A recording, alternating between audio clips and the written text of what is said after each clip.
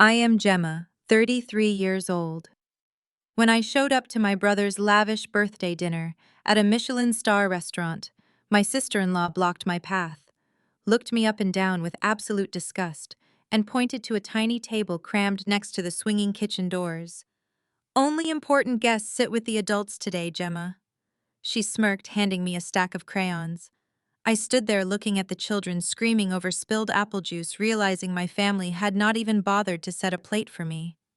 But as my brother popped another $500 bottle of champagne to impress his wealthy investors, he had no idea that the quiet sister he had just publicly humiliated was actually the CEO of the exact private equity firm he was desperately begging for a bailout. I turned around, tucked my gift into my purse, and smiled. "Then I am leaving," I said. He froze. Before I continue this story, let me know where you are watching from in the comments below. Hit like and subscribe if you have ever had to stand up to toxic family members who completely underestimated your worth. The evening began in downtown Chicago at one of the most exclusive Michelin-star restaurants in the city. It was my brother Jason's 35th birthday, and as usual, the event was designed to be a spectacle. Jason was the undisputed golden child of our family, a tech startup founder who loved to project the image of a billionaire visionary, even though I knew for a fact his company was drowning in debt. I arrived exactly on time, dressed in a simple but elegant tailored navy suit. I drove an unassuming sedan and wore minimal jewelry, a personal choice that always drew the ire of my status-obsessed parents, Thomas and Diane. To them, I was just Gemma, the quiet, boring administrative assistant who never quite measured up to Jason's flashy lifestyle. They had no idea that I was actually the founder and CEO of Vanguard Equity, a highly successful firm I had built from the ground up entirely on my own. I kept my professional life strictly separate from my toxic family to protect my peace. The restaurant was breathtaking, all crystal chandeliers, velvet seating, and low ambient lighting that screamed old money. I spotted my family's party near the floor-to-ceiling windows overlooking the city skyline. It was a massive, beautifully decorated table set for 12. Jason was already there, holding court in a custom Italian suit flanked by our beaming parents. As I approached the table with a wrapped gift in my hand, a solid investment check I had quietly prepared to help Jason out of his financial mess, my sister-in-law intercepted me.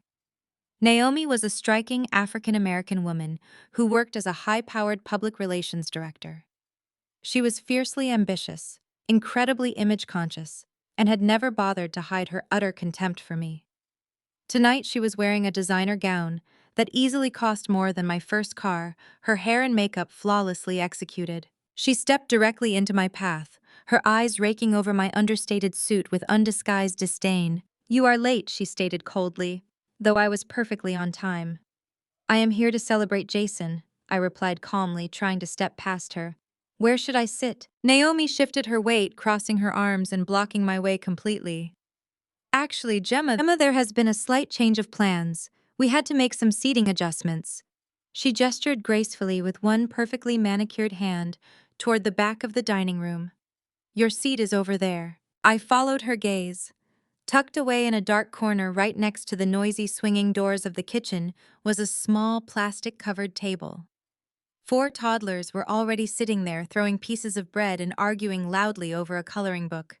It was the kids' table. I looked back at Naomi, certain she was making some sort of cruel joke. "Excuse me." Naomi offered a tight, patronizing smile. "Jason invited some very crucial angel investors tonight. We are trying to secure a massive round of funding to take his startup to the next level. We need the main table to look successful, dynamic, and cohesive. You understand, right? Only important guests sit with the adults today, Gemma. We cannot have you bringing down the aesthetic while Jason is trying to close a multi-million-dollar deal."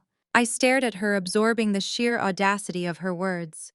She was explicitly telling me that my very presence was an embarrassment to their fake display of wealth.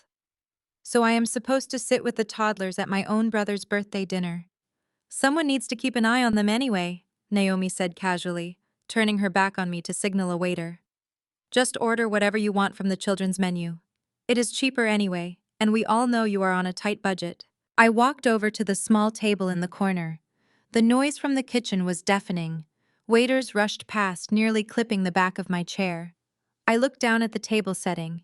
There were plastic cups with lids, a pile of broken crayons, and a sticky menu. There was no dinner plate for me. There was no silverware. They had not even factored me into the head count for the meal. They literally just wanted me there as a free babysitter so they could perform for their wealthy guests without distraction. From my humiliating corner, I watched the main table. Jason was standing up laughing loudly, clinking his crystal glass against the glass of a wealthy-looking man in a sharp suit. My parents, Thomas and Diane, were nodding along to whatever the investor was saying, practically glowing with pride. A waiter approached their table carrying 3 bottles of vintage champagne, the kind that cost at least $500 each. Jason signed the receipt with a flourish, playing the part of the triumphant tech mogul perfectly. They were spending money. They did not have to impress people. They did not know all while treating their own blood like absolute garbage. I sat there for exactly 3 minutes, feeling the familiar weight of their lifelong disrespect pressing down on my shoulders. I remembered how they had drained my college fund to bail out Jason's first failed business venture years ago. I remembered working 80-hour weeks and eating cheap noodles to build Vanguard equity while they celebrated Jason's mediocre milestones. But I was not that helpless 22-year-old girl anymore. I was a 33-year-old woman who commanded boardrooms and managed billions of dollars in assets.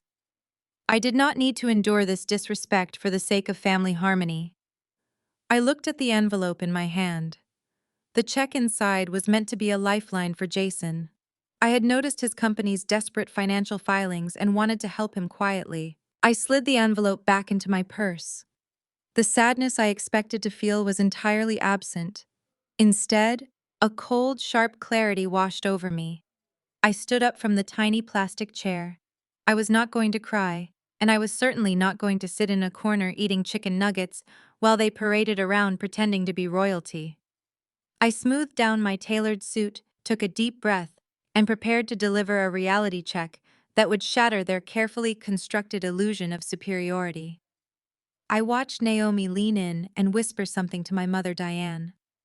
Diane glanced over her shoulder at me, frowned slightly at my plain suit, and quickly looked away, as if acknowledging my existence would somehow infect her with mediocrity.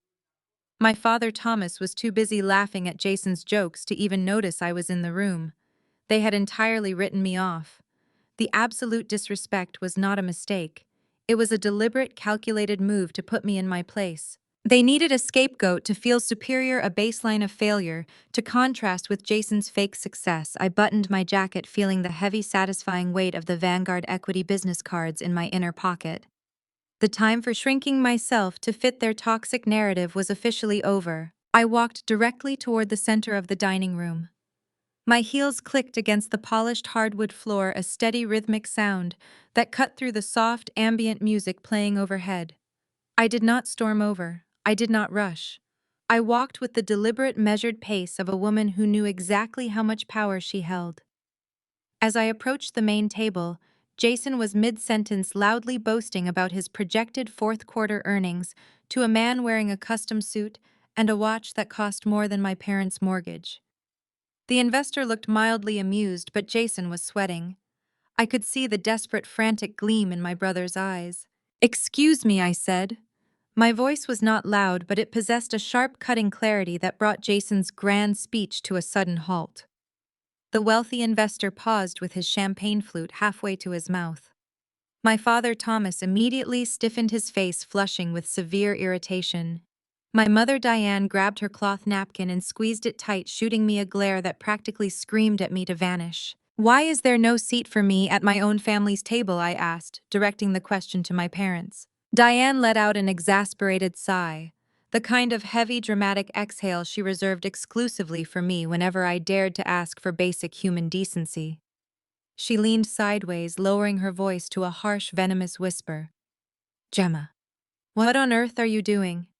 Stop causing a scene. You always do this. You always make everything about yourself. Look at your brother. He is building an empire. The least you can do is support him quietly and not embarrass us in front of Jason's guests." "I am not causing a scene, Diane," I replied, my tone perfectly even. I am simply asking a logical question. I was invited to a birthday dinner, yet I am standing here without a chair, while there is a perfectly good spot meant for me currently occupied by Naomi's designer handbag. Thomas slammed his hand down on the table, masking the aggressive gesture as a playful pat for the benefit of the investor sitting across from him. He gritted his teeth, forcing a stiff, unnatural smile. Go sit where you were told, Gemma. This is a very important night for your brother. Do not ruin this for him just because you need attention. We will deal with your attitude later. I did not flinch. I looked at Thomas, the man who had always treated my existence as a mild inconvenience to his perfect life. I do not need attention, Thomas. I need basic respect, the kind you freely hand out to absolute strangers while actively denying it to your own daughter. Jason finally intervened. He stood up, towering over me, trying to use his physical presence to intimidate me into submission.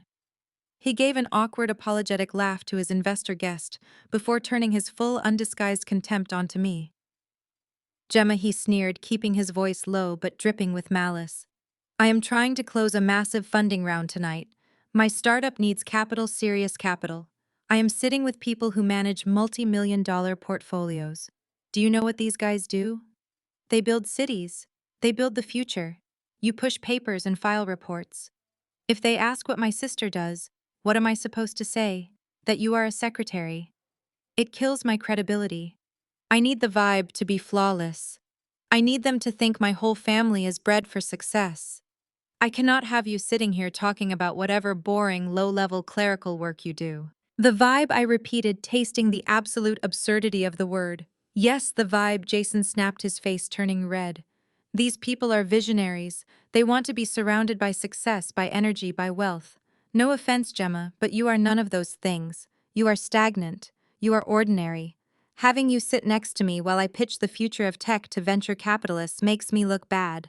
Just go sit with the kids, eat a free meal, and be quiet. Naomi leaned over, placing a manicured hand on Jason's arm, her eyes sparkling with malicious joy. Exactly, she added. I spent hours curating this guest list, Gemma. Every seat costs a fortune. We let you come because Diane begged us, but you are dragging down the room. We are operating at a different level tonight. We are talking about high-stakes investments, equity, and corporate scaling. Words you probably do not even understand. Just be a good sister and stay out of the way. We will buy you a nice dessert later to make up for it. In the past, their combined assault would have crushed me. The old Gemma would have fought back tears, apologized for being a burden, and slinked back to the plastic children's table to swallow her pride. But standing there listening to them lecture me about high-stakes investments and equity, I felt absolutely nothing but a profound, liberating sense of detachment. It was mathematically hilarious. They were drowning in massive debt, desperately begging strangers for money, and lecturing the CEO of a private equity firm on how to behave around wealth. I remained completely rational. My heart rate did not elevate. My hands did not shake.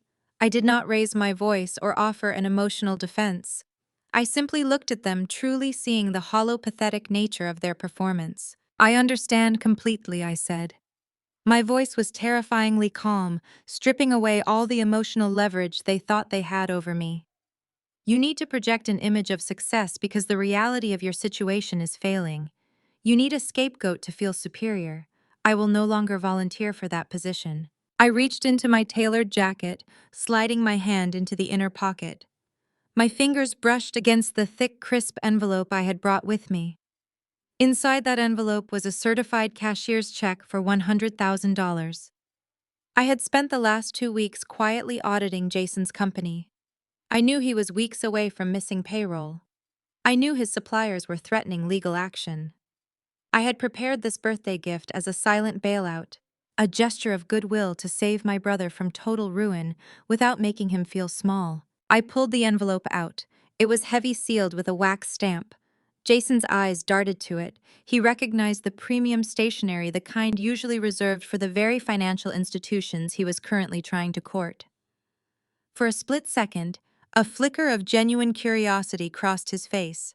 "What is that?" Jason asked, his arrogant mask slipping just a fraction. "This," I said, holding the envelope up just enough for the light from the chandelier to catch the textured paper, "was your birthday gift.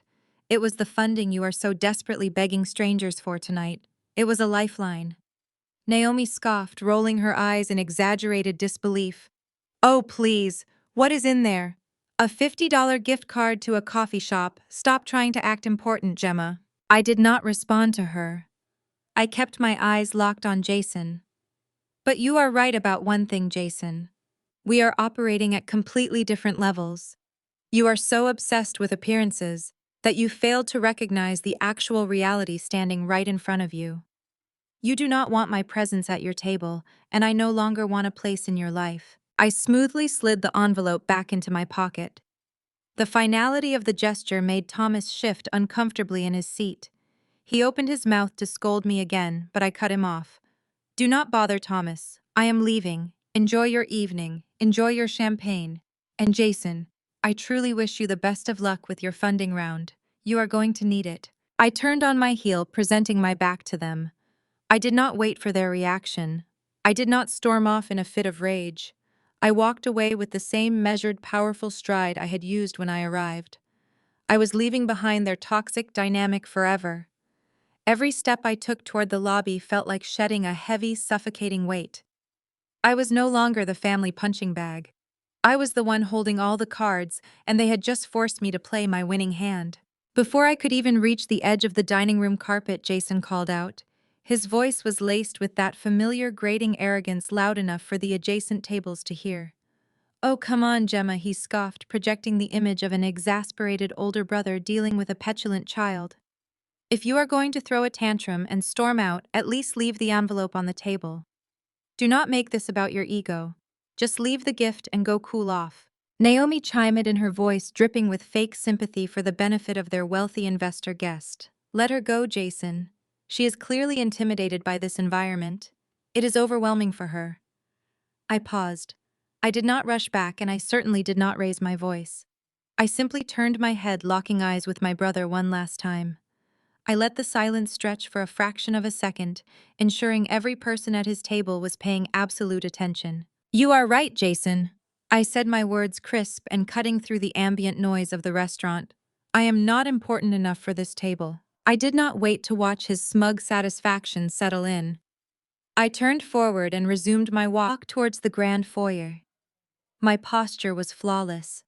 I carried myself not as the defeated sister they wanted me to be, but as the apex predator of the financial world they were desperately trying to enter. The heavy velvet curtains separated the main dining area from the sprawling marble lobby, and as I crossed that threshold, the oppressive energy of my family vanished. The lobby of this particular Michelin-star establishment was legendary in Chicago. It was a massive, echoing chamber of white marble gold fixtures and towering floral arrangements. It was the place where billionaires shook hands and venture capitalists closed deals over scotch before even stepping foot in the dining room. I had practically lived in these types of rooms for the past 5 years, securing acquisitions and executing buyouts that shaped the city's skyline. As I approached the coat check, the evening shifted. I heard the sharp, urgent sound of leather dress shoes clicking rapidly across the marble floor. Ms. Caldwell. Ms. Caldwell, please wait. I stopped and turned. Rushing toward me was Mr. Harrison, the general manager of the restaurant. Mr. Harrison was not just a manager. He was a legendary gatekeeper for Chicago's absolute elite. He knew every hedge fund manager, every real estate tycoon, and every tech billionaire in the state. Getting a table in his restaurant required months of waiting unless you were on his personal VIP list. I was not just on his list. My firm had quietly financed the expansion of his restaurant group 3 years ago. Mr. Harrison practically sprinted the last few yards, his usually perfectly composed demeanor replaced by frantic, genuine panic. He bypassed the host stand entirely, coming to a dead stop in front of me and giving a deep, respectful bow. Ms. Caldwell, I am so incredibly sorry, Mr. Harrison announced. His voice was robust, carrying effortlessly across the marble lobby and echoing straight through the open velvet curtains into the main dining room. I just saw your name flagged in our system, but the reservation was booked under a different party. I had absolutely no idea the CEO of Vanguard Equity was dining with us tonight. The lobby went dead silent. The hostesses froze. A couple waiting for their table stopped whispering. And most importantly, The clinking of glasses at Jason's table abruptly ceased. Mr. Harrison did not lower his voice. He was in full damage control mode, eager to appease someone who managed billions in assets. This is completely unacceptable on my part. To have the founder of Vanguard Equity sitting in the general dining area is a catastrophic oversight by my staff. Please, Ms. Caldwell, allow me to rectify this immediately. The private tasting room in the wine cellar is open. We have the chef's special reserve ready. I will have your entire party move to the VIP suite right now entirely on the house. I stood perfectly still, letting his booming apology hang in the air. The words CEO of Vanguard Equity had echoed like a gunshot. I glanced past Mr. Harrison's shoulder. Through the parted velvet curtains, I had a clear line of sight to my family's table. The transformation was instantaneous and spectacular. Jason had half risen from his chair, his face entirely drained of color. He looked like all the air had been violently knocked out of his lungs. His jaw actually hung open. Naomi had dropped her phone on the table, her perfectly manicured hands frozen in midair, her eyes wide with a mixture of raw shock and sudden terrifying realization. Even my parents, Thomas and Diane, sat paralyzed, their expressions twisting from arrogant dismissal to utter bewilderment. Mr. Harrison looked horrified at my silence. Ms. Caldwell, please tell me my staff did not disrespect you. If anyone made you feel unwelcome, I will handle it personally. Vanguard Equity is our most esteemed corporate partner. Your staff was wonderful, I reassured him smoothly, making sure my voice carried into the dining room. The issue lies entirely with the hosts of that table. They informed me that my administrative work was too boring for their high-stakes environment. They needed the seats for people who actually build the future. Mr. Harrison blinked, utterly dumbfounded. He looked past me toward Jason's table, his expression shifting from apologetic to deeply offended. He looked at Jason, not as a valued customer, but as a foolish liability. Ms. Caldwell, that is the most absurd thing I have ever heard. You control more capital than anyone currently sitting in this building. But the most satisfying reaction belonged to the wealthy investor sitting across from my family. The man Jason had been trying to impress all night was now staring directly at me, his eyes wide with profound respect. He recognized my name. He recognized Vanguard Equity. He knew exactly who I was. And he now realized that the man begging him for a miserable seed round investment had just publicly humiliated the most powerful private equity player in the room. The investor suddenly stood up. He did not look at Jason. He did not look at my parents. He buttoned his suit jacket, picked up his briefcase, and completely ignored Jason's desperate, stammering attempts to get his attention. The investor walked directly toward the lobby, his eyes locked on me. The dominoes were not just falling. They were accelerating, and my family was standing right in the impact zone. The investor stopped right in front of me. Up close, I could see the sharp, calculating intelligence in his eyes. He extended a hand. Ms. Caldwell, he said, his voice carrying the calm, absolute authority of a man who dealt in millions before breakfast. My name is Richard Vance. I have followed your work with the tech sector acquisitions last quarter. Brilliant strategy. Absolutely brilliant. Thank you, Mr. Vance, I replied, shaking his hand firmly. It is always a pleasure to meet someone who truly understands the market. He cast a brief, disgusted glance back at the velvet curtains separating us from the dining room. I had a meeting scheduled with that table over there tonight. I was led to believe I was dealing with a competent visionary founder. Clearly, I was mistaken. Anyone who cannot recognize the value in their own boardroom, let alone their own family, is a terrible investment. He gave a curt, professional nod. I will have my assistant reach out to your office this week. Have a wonderful evening. He walked out the front doors, taking Jason's entire financial future with him. The sound of shattering glass echoed violently from the main dining room. I looked past the curtains. Jason had jumped up so fast he knocked his heavy oak chair backward, sending one of those $500 bottles of champagne crashing to the hardwood floor. It smashed, sending a spray of expensive alcohol and white foam across Naomi's designer gown. She shrieked, jumping away, but Jason did not even look at her. He scrambled. That was the only word for it. The confident, arrogant tech mogul was gone, replaced instantly by a desperate, panicked man. He shoved past a waiter, nearly slipping on the spilled champagne, and sprinted toward the lobby. Gemma, he yelled, his voice cracking loudly. Gemma, wait. He burst through the curtains. He was sweating profusely. His face was blotchy and pale, his eyes wide with a frantic, feverish terror. Naomi was right on his heels, clutching the stained fabric of her dress, her perfectly composed mask entirely shattered. Behind them in the dining room, Thomas and Diane had finally stood up, frozen like statues, staring at me as if they were looking at a ghost. Jason skidded to a halt a few feet away from me. He was breathing heavily, his chest heaving under his custom suit. He looked at Mr. Harrison, then at me, desperately trying to process a reality that completely destroyed his worldview. You, he stammered, pointing a shaking finger at me. You are Vanguard Equity number. No, that is impossible. You are an admin. You file paperwork. You told Mom and Dad you do clerical work. I never said I did clerical work, Jason. I corrected him smoothly. I said I managed documents and oversaw operations. You and our parents simply assumed that meant I was an assistant because you could never fathom me being more successful than you. You needed me to be small so you could feel big. I just let you believe what you wanted to believe because correcting you was never worth my time. He ran a hand through his hair, messing up his perfect styling. He looked like he was about to physically vomit. The realization was hitting him like a freight train. For the past 6 months, he had been sending desperate emails, business plans, and pitch decks to Vanguard Equity. He had been begging my acquisition team for a bailout. He had been begging me. Gemma, please, Jason choked out. His voice was a high, pathetic whine.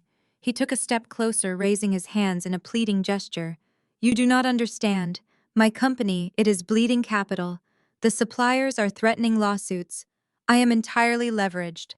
I was trying to get Richard Vance to lead a seed round tonight, but he just walked out. Vanguard is my last hope. I have a pitch meeting with your senior partners tomorrow morning. You have to help me. We are family. I looked at him. I looked at the man who just 10 minutes ago told me I was too boring to sit at his table. I looked at Naomi, who had relegated me to a plastic chair by the kitchen doors because I ruined their aesthetic. Family, I repeated. The word felt completely hollow. 10 minutes ago you told me I dragged down your vibe. You told me I was stagnant and ordinary. Naomi said I belonged with the toddlers. You were perfectly happy to humiliate me when you thought I had nothing to offer. But now that you realize I hold the keys to your financial survival, suddenly we are blood again. Naomi pushed past Jason. Her voice was trembling, stripped of all its usual venom. Gemma, please. We were joking. It was just a misunderstanding about the seating arrangement. We were stressed about the investor. You know how much pressure Jason is under. Do not do this. Do not mix business with a silly family argument. I turned my gaze to Naomi. The coldness in my eyes made her physically step back. This is not a family argument, Naomi. This is a corporate assessment.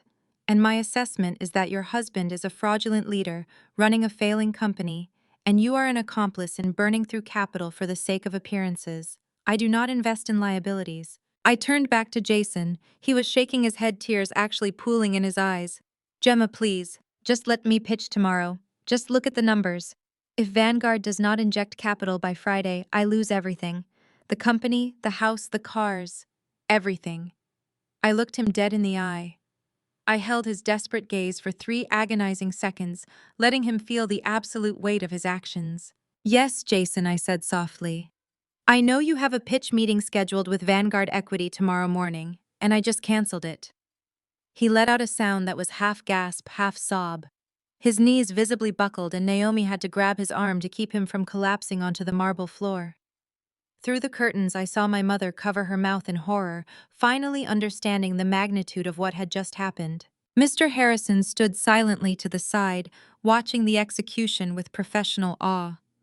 I turned to him, retrieving a crisp $100 bill from my purse and placing it in his hand.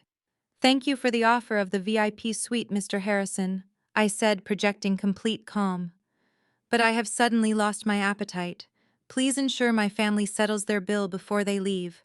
I have a feeling their credit cards might start declining very soon. I did not wait for a response.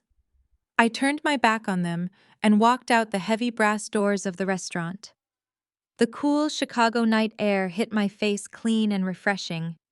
Behind me, I could hear Jason shouting my name, his voice echoing frantically in the lobby, but I kept walking. The valet brought my unassuming sedan around. I tipped him, got in, and drove away from the curb. I left my brother, my sister-in-law, and my parents trapped in a nightmare of their own making. I had never felt so utterly beautifully free. The war was far from over, but the first battle belonged entirely to me. As I navigated my unassuming sedan away from the curb and merged into the flow of downtown Chicago traffic, the silence inside my car lasted exactly 4 minutes. Then my phone illuminated the dark cabin. It vibrated violently against the center console, a harsh, continuous mechanical buzzing that signaled the absolute destruction of their carefully constructed reality. I glanced at the glowing screen. It was Jason. I let it ring until it went to voicemail. 2 seconds later, the screen flashed again. It was my father, Thomas. Then my mother, Diane. Then Jason again, this time rapid-firing text messages so quickly my screen blurred into a solid, unreadable wall of notifications. The shift in their collective tone was instantaneous, profound, and entirely predictable. The exact same people who had just publicly banished me to a plastic children table next to the swinging kitchen doors were now acting as though their very survival depended on hearing my voice. I tapped the sleek infotainment screen on my dashboard, connecting my phone to the car premium audio system, and pressed play on the first voicemail that came through. It was Naomi. Her voice echoed loudly through the speakers, completely stripped of its previous malicious arrogance.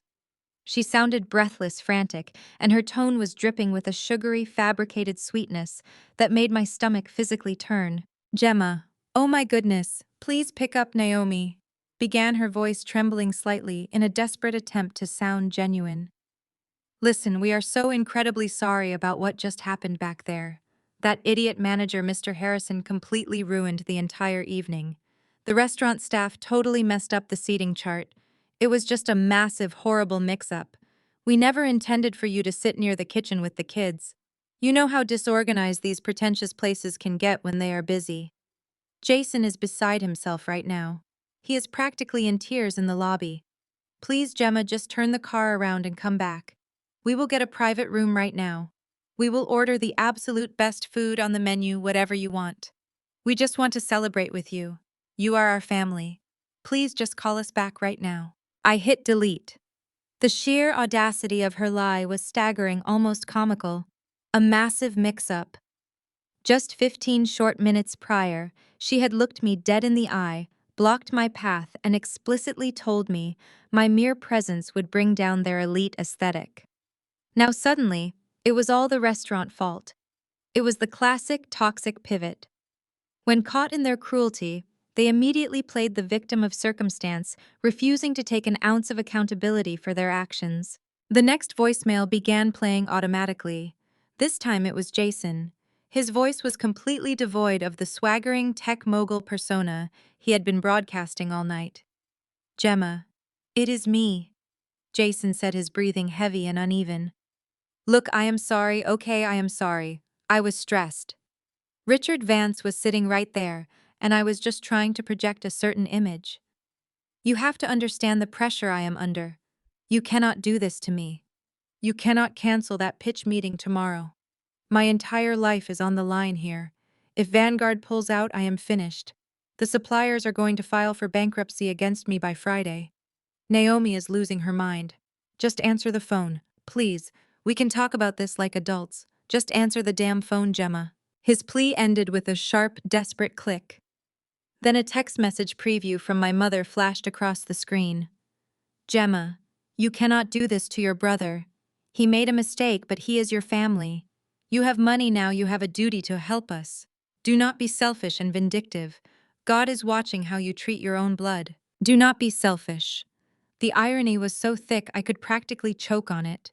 They had spent my entire 33 years of life taking everything from me, minimizing my achievements, draining my resources, and demanding my silent compliance to fuel Jason's massive, fragile ego. And the exact second they realized I possessed financial leverage over them, my firm refusal to be abused was instantly labeled as selfishness. I reached over and flipped my phone face down on the leather console. I did not block their numbers yet. I wanted to see exactly how desperate they would become. I wanted a meticulously documented record of their complete unraveling. but I was absolutely done responding. The boundary was set, and it was forged in iron. I had spent my entire life trying to earn a respectful seat at their table, and tonight I had finally realized I owned the entire building. I drove away from this bustling neon-lit restaurant district and headed straight toward the Gold Coast, one of the most affluent residential neighborhoods in the entire country. My family sincerely believed I lived in a cramped, miserable studio apartment on the gritty outskirts of the city. It was a delusion they happily maintained because they had never actually bothered to visit me once in the past 5 years. They thought my modest sedan was a glaring sign of poverty, completely oblivious to the fact that I chose to drive it purely because I despised drawing attention to my wealth in public spaces. I pulled up to the heavy steel security gates of my luxury tower. The guard waved me into the subterranean garage. I bypassed rows of expensive sports cars parking in my private spot. The secured elevator carried me up 40 floors in perfect silence, opening directly into my 4,000 square foot penthouse. The contrast was breathtaking. Floor-to-ceiling windows offered a panoramic view of Lake Michigan moonlight washing over my imported furniture and curated art. There was no screaming, no fake posturing, and absolutely no unnecessary family drama. I smiled. I poured myself a glass of cold mineral water from the kitchen island, enjoying the absolute pristine tranquility of my massive penthouse. But my phone resting on the sleek marble counter refused to stay dark. A rapid, frantic succession of text messages from my mother illuminated the screen. I finally picked the device up, watching Diane seamlessly pivot from desperate begging to outright aggression. The helpless victim act was clearly failing, so she naturally reverted to her favorite, most reliable weapon, which was overwhelming guilt. "Gemma, you are being incredibly petty," her first message read. "Canceling your own brother's pitch meeting out of pure spite is evil. You are holding a grudge, and it is actively destroying this family." A second message immediately followed. "You need to let the past go. We did our absolute best for both of you. You always have to play the tragic victim. Jason desperately needs this money, and you clearly have more than enough to share. Stop being vindictive. Holding a grudge." I read those 3 words twice, letting a dry, humorless laugh escape my lips. My mother loved to selectively rewrite history to suit her immediate narrative. She called it holding a grudge. I called it a permanent, expensive lesson in survival. My mind violently snapped back to a rainy Tuesday afternoon, exactly 12 years ago. I was 21 years old, standing in the cramped, poorly lit financial aid office of my state university, holding a massive tuition bill I suddenly could not pay. The financial advisor, a tired older man with thick glasses, looked at me with profound pity as he explained the devastating reality. The $50,000 college fund my late grandparents had carefully set up for my future was completely gone. The account had been systematically drained over the course of 3 short months. Panicked, terrified, and utterly confused, I had sprinted back to my tiny dorm room and called my parents, genuinely thinking our identities had been stolen by criminals. Diane answered the phone that day, her voice completely devoid of any guilt or remorse. She casually, almost cheerfully explained that Jason had a supposedly brilliant idea for a customized luxury sneaker app. He aggressively needed seed capital, and since my degree in finance was, in her exact words, just a cute backup plan until I found a wealthy husband to support me, they simply transferred my entire tuition fund to his private business account. They did not ask for my permission. They did not even warn me. They just reached in and took it. That revolutionary sneaker app crashed and burned entirely just 6 months later. Jason never sold a single product. Instead, he used the remaining scraps of my stolen college money to buy a vintage European sports car, claiming he desperately needed retail therapy to cope with his tragic entrepreneurial depression. Standing in my dorm room that day, I was left with only 2 options. I could drop out of school, admit absolute defeat, and return to their toxic house to live under their thumb forever. Or I could choose to survive. I chose survival. I immediately took out massive, suffocating student loans at crushing interest rates just to keep my seat in the classroom. I secured a grueling job working overnight shifts at a bleak, freezing logistics warehouse on the edge of town. I slept exactly 3 hours a night on a lumpy mattress before dragging my exhausted body to morning lectures. I lived off discounted rice cheap beans and sheer unadulterated spite. During that exact same time period, my parents were throwing lavish, heavily catered parties at their sprawling colonial home to loudly celebrate Jason getting a meaningless unpaid interview at a minor tech blog. Upon my graduation, the living nightmare only intensified. I started my professional career at a ruthless, cutthroat investment bank in the city. I willingly subjected myself to brutal, soul-crushing 80-hour work weeks. I missed holidays. I missed birthdays. I missed vacations and social events. I systematically sacrificed my entire 20s to aggressively build my own capital from absolutely nothing. Every single bonus I earned, every promotion I secured, went straight into launching Vanguard equity. Meanwhile, my parents were perfectly happy to blindly finance Jason's ever-expanding fraudulent lifestyle. They secretly took out reckless secondary mortgages on their own retirement home just to fund his second, third, and fourth miserably failed startup attempts. They constantly publicly praised his bold entrepreneurial spirit while openly mocking my corporate grind at every single tense family dinner we shared. They treated his massive, catastrophic financial failures as brave strokes of genius while treating my actual quantifiable success as boring administrative labor. They actively celebrated his fake hollow success while aggressively sabotaging my real agonizing struggle. And now, after standing on my own 2 feet and conquering the financial world they so desperately worshipped, Diane had the sheer unmitigated nerve to text me about holding silly grudges. She honestly believed that a few $100,000 in stolen money and a decade of severe emotional abuse should just be swept under the rug because Jason was slightly stressed out. I stared at the glowing screen of my phone, feeling an icy, untouchable calm wash over my entire body. I tapped the screen and slowly typed a single definitive reply to my mother. "You stole my solid foundation to build his fragile glass house," I wrote. "Do not act surprised when I absolutely refuse to pay for the shattered windows." I hit send without a second of hesitation. I placed my phone on silent, tossing it casually onto the couch. I walked over to the floor-to-ceiling window, looking down at the glittering, chaotic grid of the city below me. I had built an empire out of the exact ashes they left me in.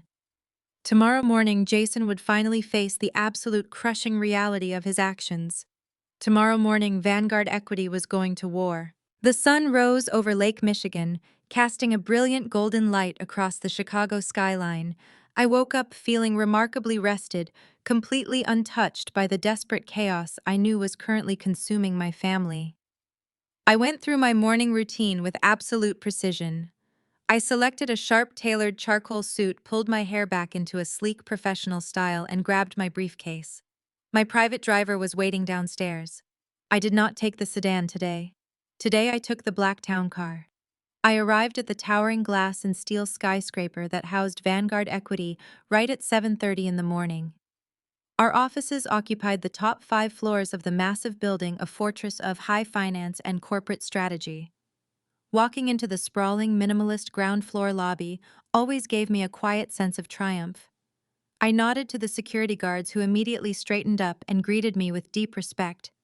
The marble floors gleamed under the recessed lighting. It was a beautiful sanctuary of total order and control. But as I approached the private executive elevators, a loud, chaotic disturbance shattered the pristine quiet of the morning. High-pitched, frantic voices echoed from the main entrance. I stopped, turning around just in time to see Jason, Naomi, and my mother Diane shoving their way past the main concierge desk. The head of building security was already moving to intercept them, his hand resting on his radio. Jason looked absolutely atrocious. His custom suit from the night before was heavily wrinkled, his tie was missing, and dark, exhausted bags hung heavily under his bloodshot eyes. He looked like a man who had not slept a single second, a man who had spent the entire night watching his fake empire crumble into dust. Naomi was aggressively clutching a massive, oversized designer handbag, her face tight and furious. Diane was trailing right behind them, aggressively pointing her finger at the security guards and loudly demanding they step aside. Ms. Caldwell, the head of security, said, stepping firmly between my family and me. Do you know these individuals? They completely bypass the guest registry and are refusing to present proper identification. Before I could even answer, Jason lunged forward, his voice cracking with a desperate, unhinged energy. Gemma, tell these rent-a-cops to back off right now. We are your family. We need to talk to you immediately. I looked at the security guard and offered a small, calm nod. It is fine, Marcus. They are with me. You can step down. Marcus instantly stepped back, though he kept a very close, watchful eye on Jason and his erratic movements. I crossed my arms, maintaining a strict physical distance. You have exactly 2 minutes to explain why you are screaming in the lobby of my corporate headquarters, I stated coldly. Jason did not waste a single second. He aggressively stepped into my personal space, holding out his hand with an entitled, demanding expectation. Give me the check, Gemma. I know you still have it. You showed it to me last night. $100,000. I need you to sign it over to my holding company right now. My primary supplier just sent a final default notice at 6 this morning. If I do not wire them massive capital by noon, they are locking me out of my own servers. Give me the envelope and we can forget everything that happened at the restaurant. He actually believed he was in a position to negotiate. He honestly thought he could demand my money while simultaneously granting me a supposed pardon for the events of the previous evening. The sheer blinding arrogance of his delusion was staggering. I do not owe you a single cent, Jason. I replied, my voice completely devoid of emotion. And I certainly do not negotiate with desperate men screaming in public lobbies. You missed your chance at funding when you shoved me to the kids' table. That was when Diane decided to deploy her ultimate emotional weapon. She stepped in front of Jason, physically pushing him back, and completely changed her entire demeanor. The aggressive, demanding mother vanished. In her place stood a fragile, deeply wounded woman, her eyes welling up with perfectly manufactured tears. Gemma, please, Diane pleaded, reaching out and gently touching my arm. I sharply pulled back. Diane sniffled, pretending to be deeply hurt by my rejection. You have to stop this cruel game. I know you are still angry about the past, but family must stick together. We are blood. Blood is thicker than money, Gemma. You are punishing your brother for tiny mistakes he made when he was young and foolish. You have built this massive, beautiful company. You are so successful. Why are you purposely trying to destroy him when you have so much to give? I stared at her, utterly repulsed by her toxic gaslighting. Stealing my college fund was not a tiny mistake, Diane. It was a targeted theft. But Diane was not finished. She leaned in closer, dropping her voice to a dramatic, breathy whisper so the security guards could not hear. And you are not just punishing Jason anymore, Gemma. You are punishing an innocent child. I frowned, genuinely confused for a split second. What are you talking about? Naomi stepped forward, placing a protective hand over her perfectly flat stomach. She looked down at the marble floor, playing the role of a terrified, vulnerable mother-to-be. I am pregnant, Gemma. We just found out last week. I am 2 months along. The stress of this bankruptcy is severely affecting my health. My doctor said my blood pressure is dangerously high. If Jason loses the company, we lose our health insurance. We lose our home. Do you really want your niece or nephew to be born into poverty? Are you really that heartless? I looked at Naomi and her fake performance. I stared directly at her stomach, then slowly moved my gaze up to meet her eyes. I searched her face for even a fraction of a second of genuine maternal fear, but all I saw was a desperate, calculating panic. I knew instantly it was a massive, disgusting lie. Naomi drank 3 large glasses of vintage champagne last night at the restaurant. Pregnant women do not casually guzzle $500 bottles of alcohol just to impress venture capitalists. They were actively using a fake, non-existent unborn child to emotionally extort me into writing a check. The absolute depravity of their manipulation instantly destroyed whatever tiny shred of sympathy I had left hidden inside my heart. I did not scream. I did not accuse her of lying right there in the open lobby. Instead, I simply smiled, a very thin, perfectly polite corporate smile. I turned my body toward the private elevators and gestured for them to follow me inside the secure access doors. If you want to talk about family and finances, I said smoothly, then follow me upstairs. Let us take a very close look at the real numbers. The glass doors of the private elevator slid silently shut, sealing the four of us inside the wood-paneled cab. As the elevator ascended rapidly to the executive penthouse level of Vanguard Equity, the tension in the enclosed space was suffocating. Jason stood perfectly still, his eyes locked on the digital floor indicator, desperately trying to maintain his crumbling facade of control. Naomi stood close to him, playing the part of the fragile, expectant mother. Diane stood right behind me, radiating a smug, triumphant energy, honestly believing her pathetic fake crying had worked. The heavy brass doors opened into the breathtaking primary reception area of my firm. The entire massive floor was completely encased in thick floor-to-ceiling glass. Dozens of highly paid financial analysts and senior executives moved purposefully, offering me respectful nods as I walked past. Jason swallowed hard, his eyes darting frantically around the massive operation I commanded. I led them directly into my private glass-enclosed conference room at the corner of the building. It was an intimidating space. "Take a seat," I instructed calmly. Jason immediately dropped into a leather chair. "Okay, Gemma, we are here," he said, his voice tight and rushed. "You are a big-shot CEO. Now please just pull out your checkbook. The bank wire cutoff is at noon, and I need that $100,000 transferred immediately." Naomi placed her oversized designer handbag on the table. "Thank you, Gemma," she offered with a tight fake smile. Diane sat down, crossing her arms defensively. "You are doing the right thing," she added with absolute dripping condescension. I stood at the very head of the cold marble table. I did not reach for a checkbook. Instead, I reached into my bag and pulled out three thick, heavy black folders. I tossed them onto the marble in front of Jason, Naomi, and Diane. The folders landed with a heavy, dull thud. "What is this?" Jason demanded. "Where is the check?" "That is the exact reason you are never getting a penny from Vanguard Equity," I stated coldly. "Open it." Jason hesitated for a long, agonizing moment before flipping the heavy cover open. Naomi leaned over his shoulder, scanning the first page. Diane slowly opened hers, completely confused by the financial spreadsheets. "When you constantly begged my firm for a massive bailout investment over the past 6 months, you triggered an automatic internal protocol," I explained smoothly, pacing slowly behind my chair. "Vanguard Equity does not just hand out capital to anyone who asks nicely. We deploy a highly aggressive, specialized team of forensic accountants to conduct a deep, rigorous audit of any company requesting our funds. We look at every single bank statement. We look at every single wire transfer. We verify every single asset down to the last penny." Jason's face instantly drained of all color. "You audited my internal servers," he choked out, sheer panic, replacing his arrogant facade.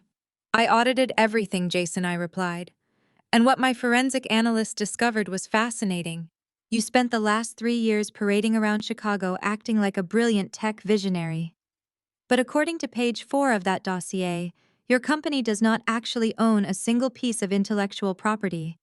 You outsourced the entire coding process to a cheap third-rate firm overseas, and they hold all the licensing rights. Your startup is a completely hollow shell. You have zero viable products, zero actual revenue, and massive crushing liabilities." Diane looked up, her brow furrowed in deep, angry confusion. "Gemma, what on earth are you talking about? Jason Company is valued at $10 million. He lied to you, Diane. He lied to everyone. Turn to page 12. Jason frantically flipped the pages, his breath hitching loudly. Naomi grabbed his arm, her manicured fingernails digging into his jacket. "Page 12 details your corporate expense accounts," I continued. "For the past 18 months, your company has been bleeding investor capital directly into your personal pockets." I leaned forward, trapping Jason in my relentless gaze. "You and Naomi have been systematically embezzling corporate funds to finance your fake billionaire lifestyle. You used company money to lease those two luxury imported sports cars you love to brag about. You used company money to fund your extravagant European vacations." I shifted my eyes directly to Naomi. She was shaking violently, her fake pregnancy forgotten. "And Naomi, my analyst, flagged over $40,000 in corporate funds that were illegally wired to high-end retail boutiques over the last 6 months. Those designer handbags you flaunt, including the massive ones sitting on my conference table right now, were entirely paid for by defrauded investors. Naomi frantically snatched her bag off the marble table and instantly dropped it to the floor as if it suddenly caught fire. She was completely paralyzed by the overwhelming, indisputable proof of her crimes. But the absolute best part, I added softly, is on page 22. Jason slowly and painfully turned his shaking hands to the page. A single tear slipped down his pale cheek. I looked at my mother, who was staring at the paper in horrified shock. That $500 bottle of vintage champagne Jason ordered last night to impress Richard Vance, the dinner where you specifically banished me to the kids' table because I was too poor to fit your aesthetic. Jason paid for that entire meal using the absolute last remaining funds in his corporate account. He intentionally used stolen money to publicly humiliate me. Jason buried his face in his hands, letting out a pathetic, desperate sob. He was entirely and completely broken. The arrogant golden child of our family was finally exposed for exactly what he was. "You are not just a failed businessman, Jason," I said, delivering the final crushing blow as I looked down at his shaking shoulders. "You are a massive fraud and you are a criminal. And you have absolutely no idea the level of devastation that is coming next." Jason did not say another word. He practically scrambled out of the leather chair, his face buried in his hands, and rushed toward the glass doors of the conference room. Diane followed closely behind him, her face completely pale, entirely silent for the first time in my entire life. Naomi was the last to leave. She did not look broken. She looked cornered. As she bent down to pick up her illegally purchased designer bag, she shot me a look of pure, unadulterated venom. The terrified, vulnerable act was entirely gone. In its place was the ruthless, highly trained public relations director who had built a career on twisting narratives and destroying reputations. She walked out of my office, the heavy glass doors sliding shut behind her, sealing my victory. But a cornered animal is always the most dangerous, and Naomi had a very specific set of skills. She knew that legally and financially they were completely destroyed. So she decided to wage war in the only arena she still had access to, which was the court of public opinion. Exactly 48 hours after that meeting, my phone started buzzing relentlessly on my desk. It was not my family this time. It was my lead communications director. I answered the call and she immediately told me to open my primary social media accounts. Naomi had just dropped a nuclear bomb on the internet. I opened my laptop and clicked the link my director sent. It was a video Naomi had posted across every major platform. It already had 2 million views and was climbing rapidly. The production value was manipulative perfection. Naomi, who typically wore heavy, glamorous makeup and custom-tailored outfits, was sitting on a beige couch in a dimly lit, modest-looking room. She wore no makeup. She wore a baggy, inexpensive gray sweater. She looked exhausted, her hair pulled back into a messy bun. As the video started, she let out a shaky, perfectly timed sigh and gently placed a hand over her completely flat stomach, heavily implying her fake pregnancy. "Hi, everyone," Naomi began, her voice quivering with expertly manufactured trauma. "I never thought I would have to make a video like this, but my family is being completely destroyed by someone with unimaginable wealth and zero humanity, and I have nowhere else to turn." I sat back in my chair, resting my chin on my hand, watching her perform. It was a masterclass in psychological manipulation. Naomi stared directly into the camera lens, letting a single dramatic tear roll down her cheek. She completely omitted the massive embezzlement, the failing startup, and the stolen college funds. Instead, she spun a terrifying fairy tale. She claimed that Jason had built a thriving, beautiful small business intended to support their growing family and care for my aging parents. Then she introduced the villain. She named me directly.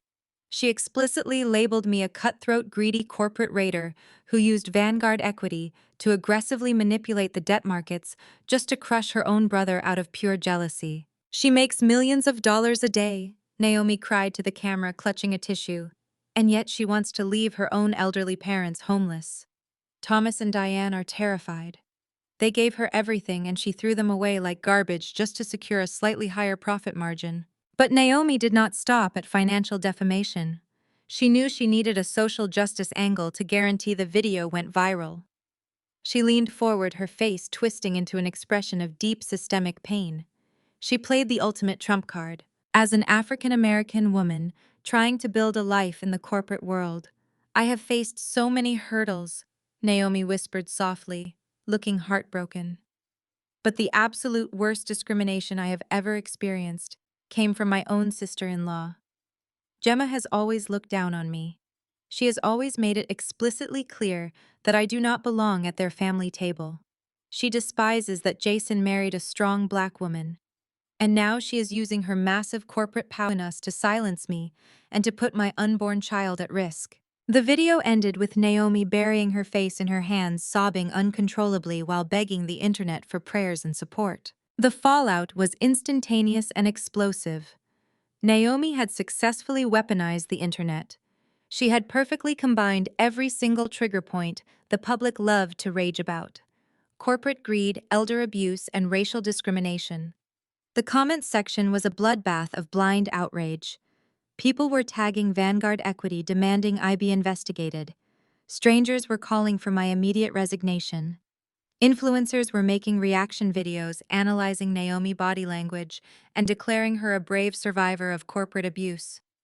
My parents had completely backed her up, appearing in a short follow-up clip, looking old, frail, and devastated. My communications director was talking rapidly through the phone, outlining emergency press releases and crisis management strategies. She wanted to issue an immediate public denial. She wanted to threaten legal action for defamation. She was in full panic mode, terrified that this viral smear campaign would severely impact our current acquisitions and scare off our institutional investors. I did not panic. I watched the video a second time, analyzing every single word Naomi said. I looked at the specific phrasing she used to accuse me of financial crimes. I looked at the explicit claims she made about Vanguard Equity operations. Cancel the emergency press release. I told my communications director, my voice perfectly calm and steady. There was a stunned silence on the other end of the line. But Gemma, she said, her voice frantic, this is trending #1 nationwide. They are calling you a racist corporate vulture. If we do not control this narrative right now, the board is going to step in. I closed my laptop with a soft, decisive click. Let them talk, I said. Naomi thinks she is playing a game of public relations. But she just publicly accused a heavily regulated financial institution of targeted market manipulation and predatory lending. She did not just defame me personally, she defamed the corporation. I smiled, feeling a cold, dark sense of satisfaction wash over me. Naomi had just handed me the exact weapon I needed to destroy them permanently. She thought a viral video would force me to surrender. She had no idea she had just walked directly into a massive, inescapable legal trap. Let the internet scream for another day, I ordered. Do not release a single statement. Let Naomi feel like she has won. I hung up the phone. The smear campaign was vicious and the public hatred was intense, but it was entirely based on verifiable lies. I stood up and walked over to the floor-to-ceiling window overlooking the city. My family wanted a public spectacle. They wanted to drag my name through the mud and force me to write a check to make the pain stop. They severely underestimated my tolerance for pain. I was not going to fight them on social media. I picked up my phone again, dialed my lead corporate attorney, and told him to begin drafting the most aggressive corporate defamation lawsuit in the history of Chicago. Within 24 hours of Naomi posting her highly fabricated video, the digital wildfire breached the heavy walls of my personal life. I had instructed my legal team to prepare the corporate defamation lawsuit in complete silence, but the internet does not wait for the justice system. The court of public opinion moves at the absolute speed of a fiber optic connection, and it was aggressively out for blood. My private email inbox, a heavily guarded address known only to close colleagues and trusted associates, became an absolute cesspool of hatred. The flying monkeys arrived exactly on schedule.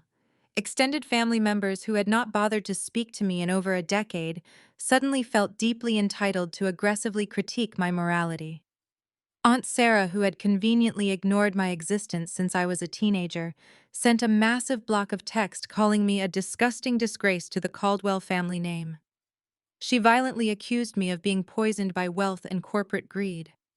My cousin Mark, who was currently unemployed and living in his mother's basement, sent me a frantic voice note screaming that I was a classist snob who deserved to be completely isolated and ruined.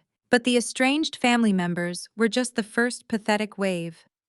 The social media algorithm had violently pushed Naomi's tearful performance to millions of completely uninformed strangers, and they eagerly joined the digital mob. My corporate voicemail was rapidly flooded with violent, unhinged threats from anonymous callers. They loudly demanded I empty my bank accounts and give everything I owned to my poor, oppressed sister-in-law. They called me a corporate vulture. They called me a heartless monster. The sheer, overwhelming volume of vitriol was staggering. It was a massive, highly coordinated attempt to psychologically break me into complete submission. Naomi and Jason knew the internet outrage would eventually fade if they did not keep feeding it, so they deliberately kept pouring gasoline on the fire. 2 days later, my parents escalated the smear campaign to a much more damaging level. Thomas and Diane appeared as guest victims on a highly popular local Chicago podcast, known exclusively for sensationalizing family trauma and manufacturing outrage. The host, a loud, opportunistic man who thrived on digital conflict, gave them an entire hour of completely unedited airtime to destroy my reputation. I sat in my secure glass office and listened to the audio broadcast with absolute cold detachment. My mother sounded incredibly weak and fragile. She practically sobbed into the studio microphone, spinning a horrifying false narrative about how they had sacrificed absolutely everything to give me a perfect childhood, only for me to abandon them the exact second I made my first $1 million. She completely neglected to mention the stolen college funds or the decades of severe emotional abuse. Then my father took the microphone. Thomas played the role of the exhausted, heartbroken patriarch perfectly. He sighed heavily, claiming his only wish before he died was to see his divided family united. He told the host that his cruel daughter firmly refused to save her own brother from utter financial ruin over a tiny, meaningless seating misunderstanding at a birthday dinner. He painted Jason as a brilliant, struggling entrepreneur who was simply being bullied and crushed by my massive corporate machine. It was a spectacular, horrifying performance. The podcast episode went viral instantly, generating hundreds of thousands of angry comments and aggressive shares. The social pressure was heavily designed to be absolutely suffocating, and for the very first time since this war began, it actually started to threaten the foundation of Vanguard equity. The real crisis hit at exactly 2 in the afternoon on a Thursday. My executive assistant buzzed my intercom, her voice tight with genuine professional panic. "Mr. Sterling is on line 1, she announced quickly. "He insists on speaking with you immediately." I closed my eyes for a fraction of a second. Arthur Sterling was the head of a massive state pension fund. He was our largest institutional investor, strictly controlling hundreds of millions of dollars in assets that Vanguard Equity managed. He was also a deeply conservative, old-school businessman who absolutely despised negative public relations. I picked up the heavy phone receiver. "Good afternoon, Arthur," I said smoothly. "Gemma, what on earth is going on over there?" Arthur demanded. His voice was sharp and entirely unforgiving. "I have senior board members forwarding me viral videos of your sister-in-law sobbing about being evicted. I have important politicians sending me podcast clips of your parents accusing you of severe elder abuse. We gave you our capital because Vanguard Equity represents stability and total discretion. This absolute media circus is the exact opposite of discretion. Arthur, the claims being made in those online videos are entirely fabricated," I replied, maintaining a calm, highly authoritative tone. "It is a desperate extortion attempt by a failing business owner, who unfortunately happens to be my brother. My corporate legal team is already handling the situation aggressively." Arthur let out a harsh, heavily frustrated breath. "I do not care about the truth, Gemma. I care entirely about the optics. My board does not want their massive pension funds managed by someone trending on social media for destroying her own family. This kind of toxic exposure makes our retirees extremely nervous. You have massive financial resources. Just pay them off right now. Settle the dispute quietly. Give your brother the money he wants. Make them sign an ironclad non-disclosure agreement, and make this completely disappear by Monday morning." If this scandal is still in the news cycle next week, we are permanently pulling our capital. He hung up the phone before I could even respond. The dial tone echoed loudly in my silent glass office. The stakes had suddenly skyrocketed to a catastrophic level. Naomi and Jason had actually managed to hit a critical nerve. If Arthur Sterling pulled his massive pension fund, other institutional investors would instantly panic and follow suit. Vanguard Equity could lose hundreds of millions in managed assets in a matter of days. The massive empire I had built through blood, sweat, and relentless, grueling sacrifice was suddenly teetering on the edge of a cliff, all because my family had successfully weaponized the internet against me. They honestly thought they had finally cornered me. They firmly believed the massive threat of losing my entire business would force me to surrender, sign the bailout check, and beg for their forgiveness. They expected me to cave to the suffocating social pressure and protect my wealth by submitting to their emotional extortion. I placed the phone down on my desk. I looked at the massive stacks of financial dossiers sitting next to my computer monitor. Jason was demanding $100,000 to make the bad press magically go away. He wanted me to buy my own peace. I did not feel a single ounce of fear. I felt a deep, terrifying clarity. I was not going to negotiate with digital terrorists, and I was absolutely not going to pay my lifelong abusers for the privilege of being left alone.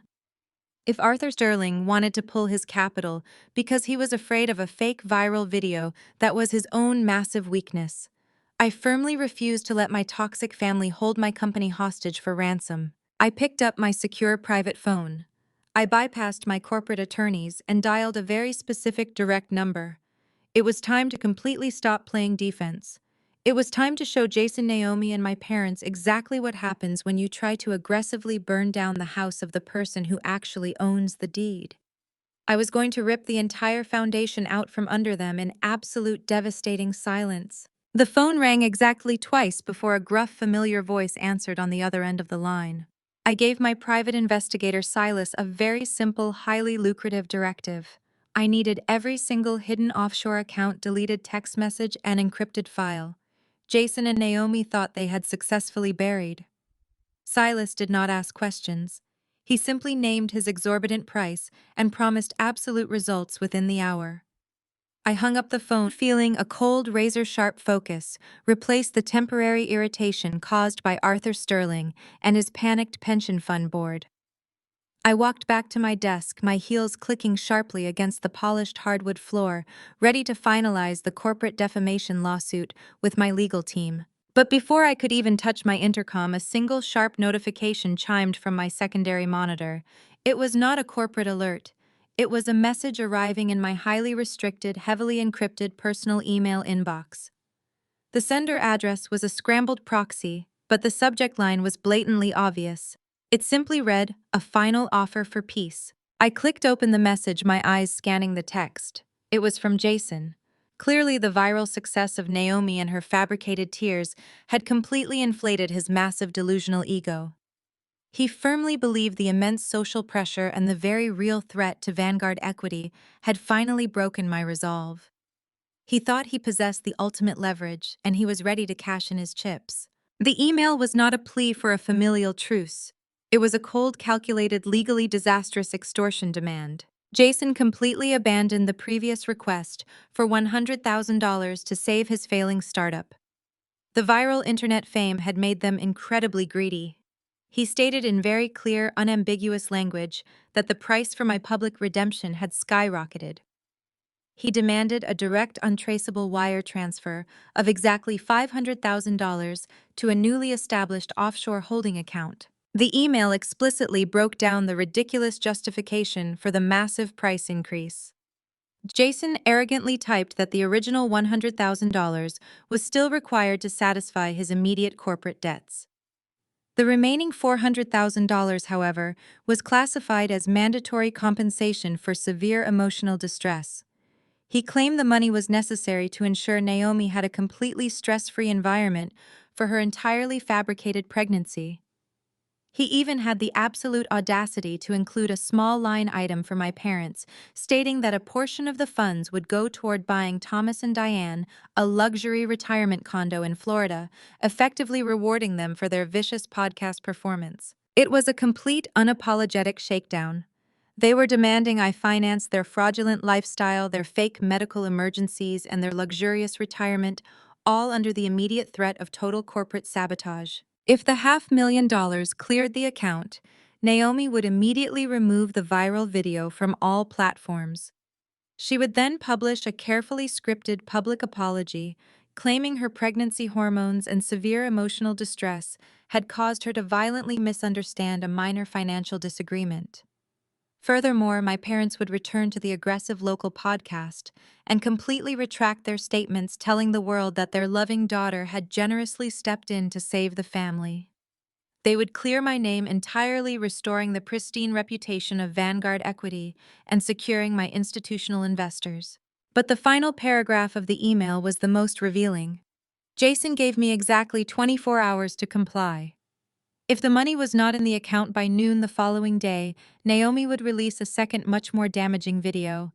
This time, she would include heavily doctored financial documents provided by Jason falsely, showing that Vanguard Equity was actively engaged in massive predatory lending against minority-owned small businesses across the United States.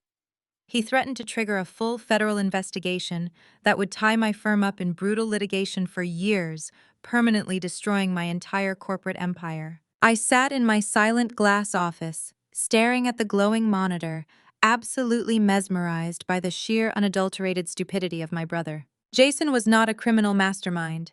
He was a desperate failing amateur who had spent his entire life being fiercely protected and coddled by our mother. He had never faced a single real consequence for his actions.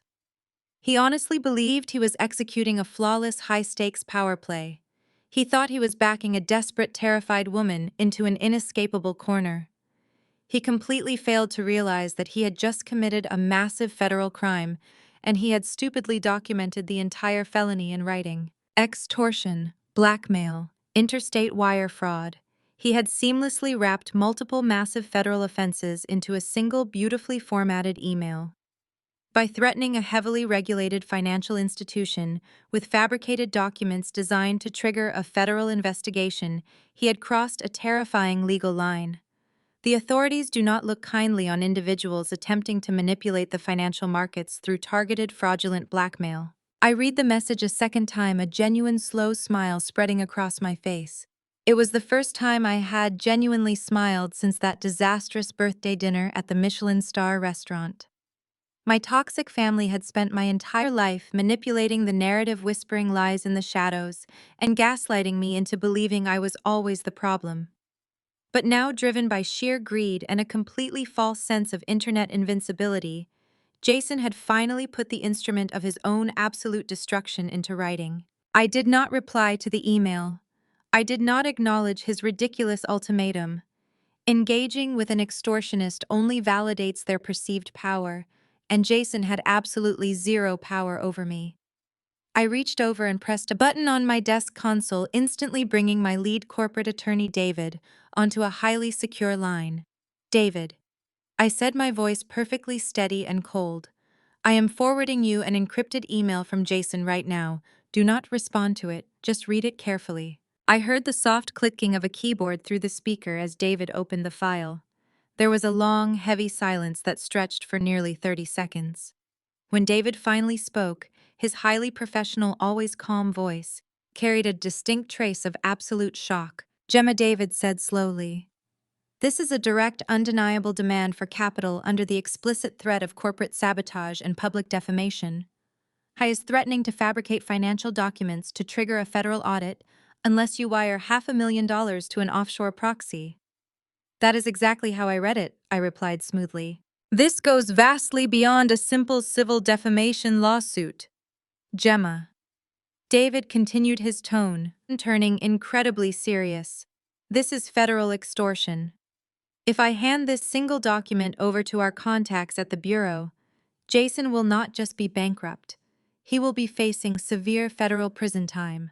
Are you entirely certain you want to cross this specific bridge? Because once I initiate this process, you cannot pull it back to protect your family. I stood up from my desk and walked over to the floor-to-ceiling window. I looked out over the sprawling Chicago skyline, the massive city where I had built my entire empire from the ground up. I thought about the decades of emotional abuse, the stolen college funds, the relentless gaslighting, and the vicious viral smear campaign currently trying to tear my life apart. They had demanded a dramatic escalating war, and they had specifically targeted my business to force my surrender. I am not protecting them anymore, David. I stated, my voice echoing with absolute unshakable finality. Lock down the IP address. Verify the offshore account routing numbers. Package this email with the forensic audit of his failing company and the proof of his massive embezzlement. Prepare the final kill shot. I want all of it handed directly to federal authorities by the end of the day. Understood, David replied, entirely abandoning his previous hesitation. Consider it done. I ended the call. The countdown had officially started. 24 hours until Jason promised to unleash his final devastating public relations attack. 24 hours until my panicked institutional investors expected a quiet, compliant resolution. But they were all going to be massively, catastrophically disappointed. I was not going to pay my abusers a single dime, and I was certainly not going to wait for their artificial deadline. I was going to completely dismantle their lives before the sun even rose on their ultimatum. The 24-hour countdown initiated by Jason hung in the air of my office like a foul odor. I did not dignify his massive extortion attempt with a single keystroke of a response. Engaging with digital terrorists only provides them with the dangerous illusion that they have successfully captured your attention. Jason firmly believed he had backed me into a terrifying corner with his fabricated videos and aggressive federal threats. He expected me to panic. He expected me to desperately scramble my legal team to draft emergency settlement agreements. Most of all, he expected a massive wire transfer to hit his offshore proxy account by noon the following day. He was going to be waiting a very long time. I do not negotiate with criminals, and I certainly do not pay my lifelong abusers for the privilege of basic peace. Instead of playing his pathetic public relations game, I decided to wage a silent, highly targeted financial war. I summoned the head of my special acquisitions department to my glass corner office. Marcus was a brilliant, incredibly aggressive financial strategist who specialized in distressed assets and hostile corporate takeovers. I did not offer him a seat. I simply handed him the heavily encrypted digital dossier Silas had compiled on Jason and his failing startup. I knew exactly what I was doing. I was playing a game he could not even begin to comprehend. I gave Marcus one single, extremely clear directive. I wanted Vanguard Equity to immediately identify target and acquire every single piece of outstanding debt associated with my brother. I did not care about the premium we had to pay to secure the contracts. I wanted total and complete ownership of his financial existence before the sun set. Marcus immediately deployed a highly specialized team of forensic debt buyers. They rapidly dissected the decaying corpse of Jason corporate finances. What they discovered was a terrifying web of financial desperation. Because every traditional banking institution had already rejected his loan applications months ago, Jason had resorted to securing massive amounts of capital from shady private lenders and highly aggressive secondary credit markets. These were not forgiving corporate banks. These were ruthless private equity firms that charged astronomical interest rates and demanded absolute uncompromising collateral. Jason had heavily leveraged everything he had just to keep his fake empire afloat for one more month. The first target on our acquisition list was the primary overseas software supplier. They were the entity that had originally threatened to lock Jason out of his own company servers if he did not wire them massive capital.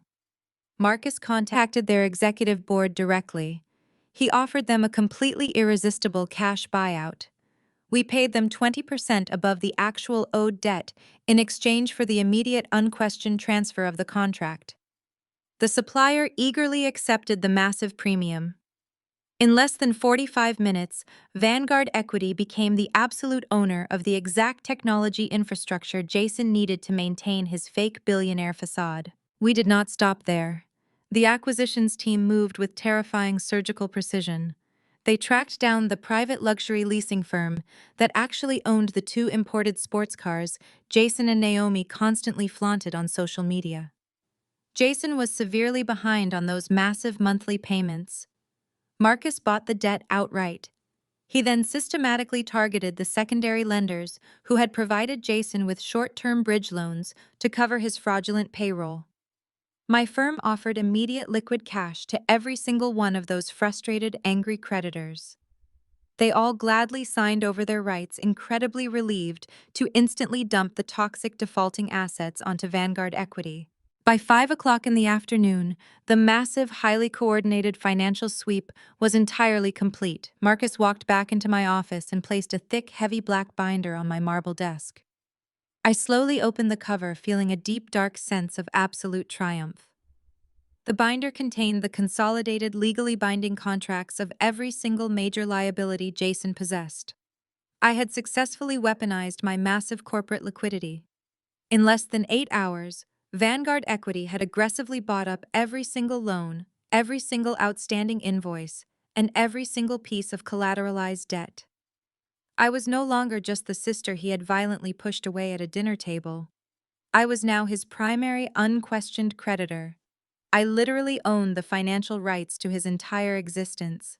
I spent the next hour carefully reviewing the incredibly dense fine print of the private loan agreements Jason had so foolishly signed. The absolute arrogance of my brother was truly staggering. In his desperate manic rush to secure fast cash, he had completely ignored basic corporate legal protections. He had bypassed standard limited liability clauses. Instead, he and Naomi had foolishly signed strict personal guarantees on nearly every single massive private loan. They had legally tied their own personal assets to the toxic debt of the failing startup. It was a catastrophic, completely unforced error. Because they had systematically embezzled corporate funds to pay for designer bags and European vacations, the corporate veil was already entirely pierced. Their personal bank accounts, their luxury possessions, and even the future equity they mistakenly thought they possessed were all completely vulnerable to aggressive seizure. The trap was now perfectly, beautifully set. The jaws were locked wide open, completely hidden beneath the surface, just waiting for Jason to take one final arrogant step. He was currently sitting in his rented luxury apartment, aggressively watching the clock, deeply convinced that his extortion email was actively forcing me into total submission. He thought the public pressure was breaking my resolve. He honestly believed he was a master manipulator controlling the entire board.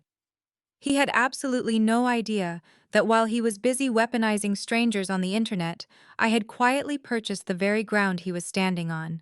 I closed the heavy black binder and locked it securely inside my desk drawer. The sun was beginning to set over the Chicago skyline, casting long, dark shadows across the marble floor of my office. The massive storm of public outrage was still violently raging online, but it no longer mattered. Let the digital mob scream. Let my parents cry on their sensationalized podcasts. I possessed the only thing that actually mattered in this world, which was total undisputed leverage. I gathered my briefcase, turned off the office lights, and headed toward the private elevators. Tomorrow morning, the 24-hour deadline for his pathetic extortion attempt would expire. But Jason was not going to get a massive wire transfer. He was going to get a very different kind of delivery. I was going to show them the real meaning of ruin. The deadline arrived at exactly noon the next day. I was sitting at my desk reviewing the final default notices my legal team had prepared when the absolute circus erupted downstairs. My intercom buzzed sharply. It was Marcus, the head of security, sounding genuinely alarmed. He quickly informed me that my family had returned to the building, but this time they were not alone. They had brought a massive camera crew directly into the pristine marble lobby of Vanguard Equity. I walked over to my security monitors and switched the live feed to the ground floor. Jason and Naomi were standing dead center in the massive space, looking incredibly smug. My parents flanked them heavily, leaning on each other to play their pathetic, fragile roles. And right in front of them stood a local freelance reporter gripping a microphone and staring directly into a heavy broadcasting camera.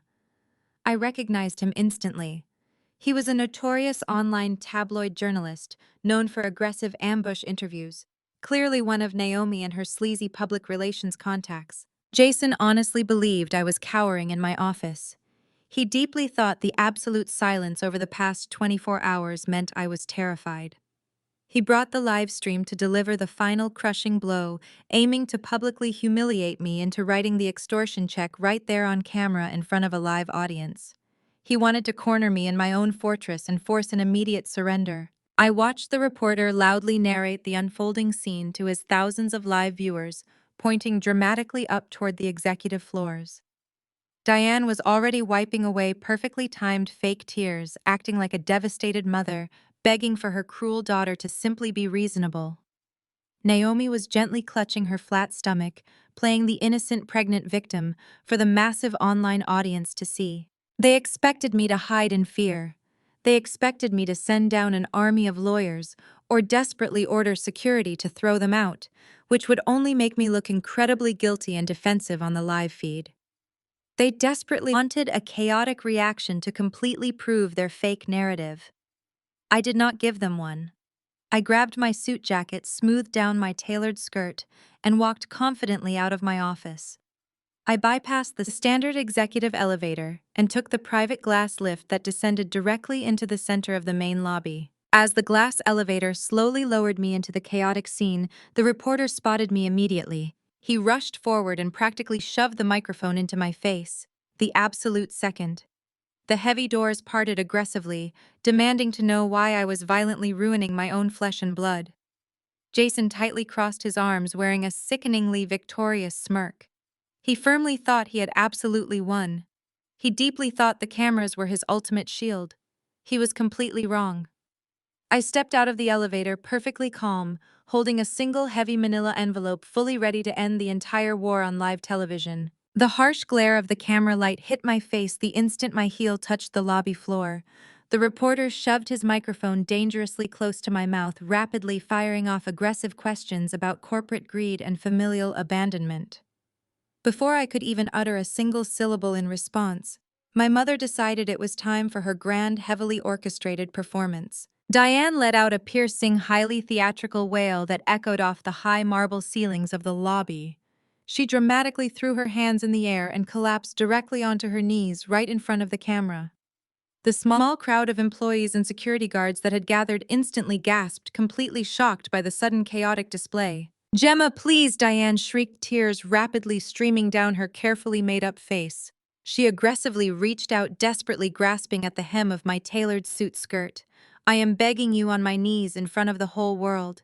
Just be a good sister. Stop this cruel, vindictive war. Jason is your own flesh and blood. How can you coldly stand there in your massive tower while your family starves in the streets? You have so much money. Just save him." It was a sickeningly brilliant piece of acting, perfectly calculated for maximum viral sympathy. Jason immediately sprang into action, playing his designated role as the fiercely protective, deeply wronged son. He rushed forward, dropping to one knee beside our mother and wrapping his arms tightly around her shaking shoulders. He looked up at me with a perfectly manufactured expression of utter disgust and moral superiority. "Look at what you are doing to her," Jason yelled, making absolutely sure his voice projected clearly over the lobby ambiance and straight into the microphone. "You are completely destroying our mother over absolute petty jealousy. She is sick, Gemma. She cannot handle this extreme stress.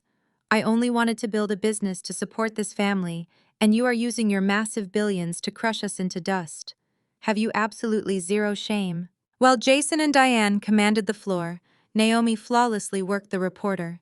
She stood slightly off to the side, maintaining a fragile, terrified posture. The camera quickly panned to catch her wiping a single delicate tear from her eye. She looked directly into the lens, her voice quivering with expertly calibrated trauma. "We just want peace," Naomi whispered softly to the live audience, placing a protective hand over her completely flat, entirely fake pregnant stomach.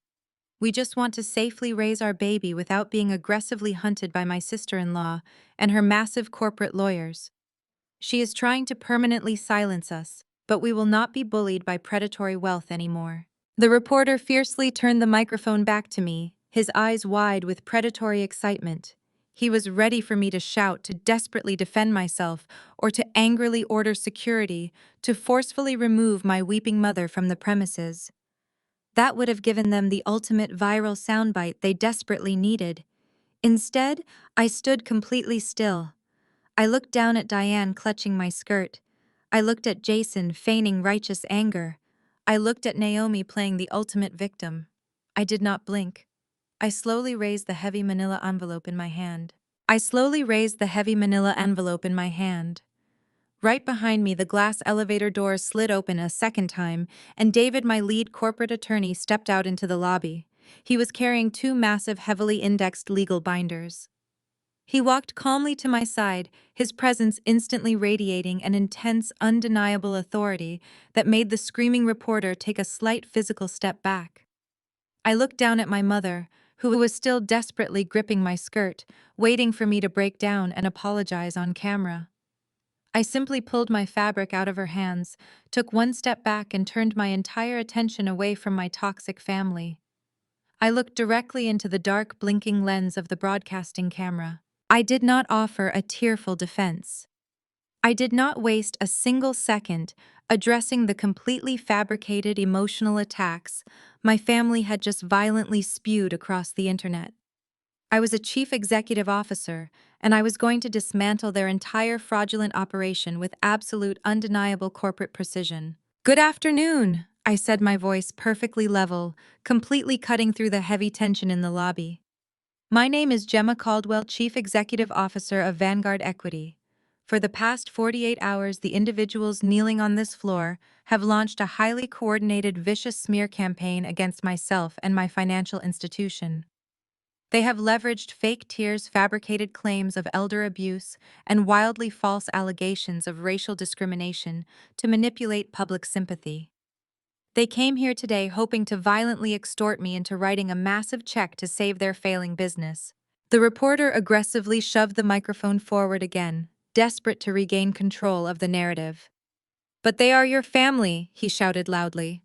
"Are you denying that you absolutely refused to help your own brother when he came to you in need?" "I am not denying anything," I replied coldly, never breaking eye contact with the camera lens. "I am explicitly stating that Jason is a massive fraud, and I firmly refuse to finance his criminal behavior." I gestured for David to hand me the first legal binder. I opened it and held up a massive stack of highlighted banking records directly to the camera. Jason did not build a thriving small business to help his family. He built a completely hollow shell corporation.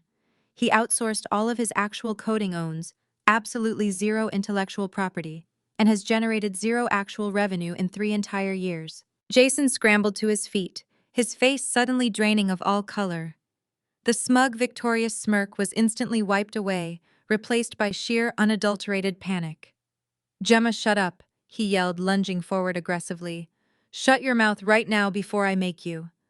Marcus, my head of security, immediately stepped between us, placing a massive, unyielding hand firmly on Jason's chest and forcefully shoving him back into place. While he was desperately begging honest investors for capital to supposedly pay his hardworking employees, I continued smoothly to the camera. He and his wife Naomi were systematically embezzling massive amounts of corporate funds. They illegally wired tens of thousands of dollars to high-end retail boutiques to purchase luxury designer handbags. They used defrauded investor money to lease 2 imported sports cars. They used company accounts to fund extravagant European vacations. Naomi gasped loudly, taking a massive step away from the reporter, as if the broadcasting camera had suddenly become dangerously radioactive. The reporter quickly turned to her, his eyes wide, sensing a massive career-defining twist in the story. "Naomi, is that true?" he demanded sharply. "Are you using corporate investor funds to buy personal luxury items?" Naomi aggressively covered her face with her illegally purchased expensive handbag, completely abandoning her fragile pregnant victim routine, and desperately tried to push her way out of the tight camera frame. "But that is only the civil fraud," I said, raising my voice just enough to command absolute attention in the echoing space. Jason, however, decided to escalate this to a severe federal level. Yesterday afternoon, He sent me a highly encrypted, perfectly documented extortion demand. He explicitly threatened to fabricate financial documents and falsely accuse Vanguard Equity of predatory lending, unless I wired exactly $500,000 to a newly established offshore bank account by noon today. He specifically stated this stolen money was to buy my parents a luxury retirement condo and fund his fake billionaire lifestyle. The entire busy lobby went completely dead silent. The only sound was the soft, continuous mechanical whir of the broadcasting camera. Diane slowly stood up from the hard floor, her fake tears completely dried up her mouth hanging open in sheer horror. She looked at Jason, finally realizing the catastrophic, inescapable legal trap her golden child had just blindly walked into. "You are lying!" Jason screamed, his voice cracking violently. He was sweating profusely, his eyes darting frantically around the room, desperately looking for an exit that did not exist. "She is making all of it up for the cameras. She is just trying to legally destroy me." "I am not making anything up, Jason," I replied, my voice dropping to a terrifying, deadly calm. I handed the printed extortion evidence to David, who held it up clearly for the camera lens. "We have already submitted the entire digital file, including the offshore routing numbers and the proxy IP address, directly to the federal authorities. You will likely be receiving a very official visit from them before the end of the day." "But I am not just leaving your total destruction to the justice system," I added, pulling the heavy manila envelope from under my arm. "You thought you could publicly humiliate me into paying off your massive, crushing debt. You thought the immense social pressure would force Vanguard Equity to surrender. But you completely failed to understand how real power actually operates. I do not pay off toxic liabilities. I aggressively acquire them." I opened the envelope and pulled out the thick stack of secondary loan contracts.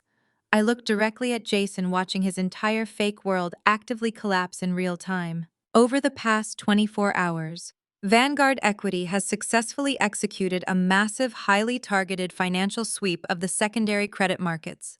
I declared, ensuring every single word was captured perfectly on the live broadcast.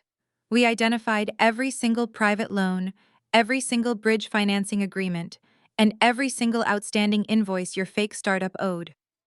We bought out the software supplier you desperately needed. We bought out the luxury leasing firm that actually owns your cars. We bought out every single aggressive private equity firm you stupidly borrowed money from. Jason's legs physically gave out. He stumbled backward and heavily collapsed against the marble security desk, his breath coming in short, rapid, terrified gasps. "You no longer owe money to a dozen scattered creditors," I stated coldly, stepping directly into his personal space, completely ignoring the camera now. "You owe absolutely everything to me. Vanguard Equity is your sole undisputed creditor. We hold the massive debt on your company. We hold the legal titles to your cars. And because you were stupid enough to sign strict personal guarantees on all of those private loans, we now legally hold the rights to every single personal asset you and Naomi currently possess. You came here today demanding $500,000 to save your miserable life. But you are leaving with absolutely nothing, because I am officially calling in all of your loans effective immediately. You are entirely, completely, and permanently bankrupt." I turned away from his broken, hyperventilating form and looked back at the reporter, who was staring at me in absolute stunned silence. He slowly lowered the microphone, completely forgetting his role as an aggressive tabloid journalist. The live chat on his broadcasting monitor was flying by at blinding speeds, the public narrative instantly and violently shifting from blind outrage to absolute shock. "You can stop broadcasting now," I told him smoothly, offering a very thin, incredibly cold corporate smile. "The show is officially over. Please have your security team escort these trespassers off my property immediately." "Wait," I commanded sharply, raising a single hand before Marcus could physically grab my hyperventilating brother. The security guards instantly froze in place. The tabloid reporter, who had just started to lower his heavy broadcasting camera in defeat, immediately hoisted it right back onto his shoulder. His journalistic instincts knew the bloodbath was not actually finished. He zoomed the lens in tight, capturing every single bead of sweat rolling down Jason's face. I looked directly at the reporter and offered a perfectly calm, icy nod. "Keep the live stream running," I instructed smoothly. We have an audience of millions currently watching this absolute tragedy unfold, and I firmly believe in delivering a complete, uninterrupted narrative. I slowly turned my back on Jason. He was already destroyed, a completely bankrupt, legally compromised shell of a man who was about to face severe federal extortion charges. He was no longer my primary concern. I turned my full, undivided attention to the two people standing completely paralyzed in the center of the lobby. Thomas and Diane, my parents. Diane was trembling violently.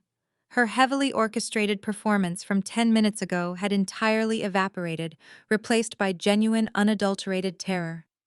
She looked at me with wide, panicked eyes, desperately trying to process the absolute destruction of her perfect golden child. Thomas stood rigidly beside her, his face ashen, staring at the floor, as if he expected it to suddenly open up and swallow him whole. They had spent their entire lives treating me like a disposable financial asset, a secondary character meant only to support Jason and his massive ego. Now they were standing in the marble lobby of the corporate empire I built, without them watching their entire fake reality shatter into a million jagged pieces. "Tell me, Diane," I began, my voice echoing clearly in the dead silent room. "When you went on that sensationalized local podcast yesterday and violently accused me of elder abuse, did you actually believe Jason was a victim?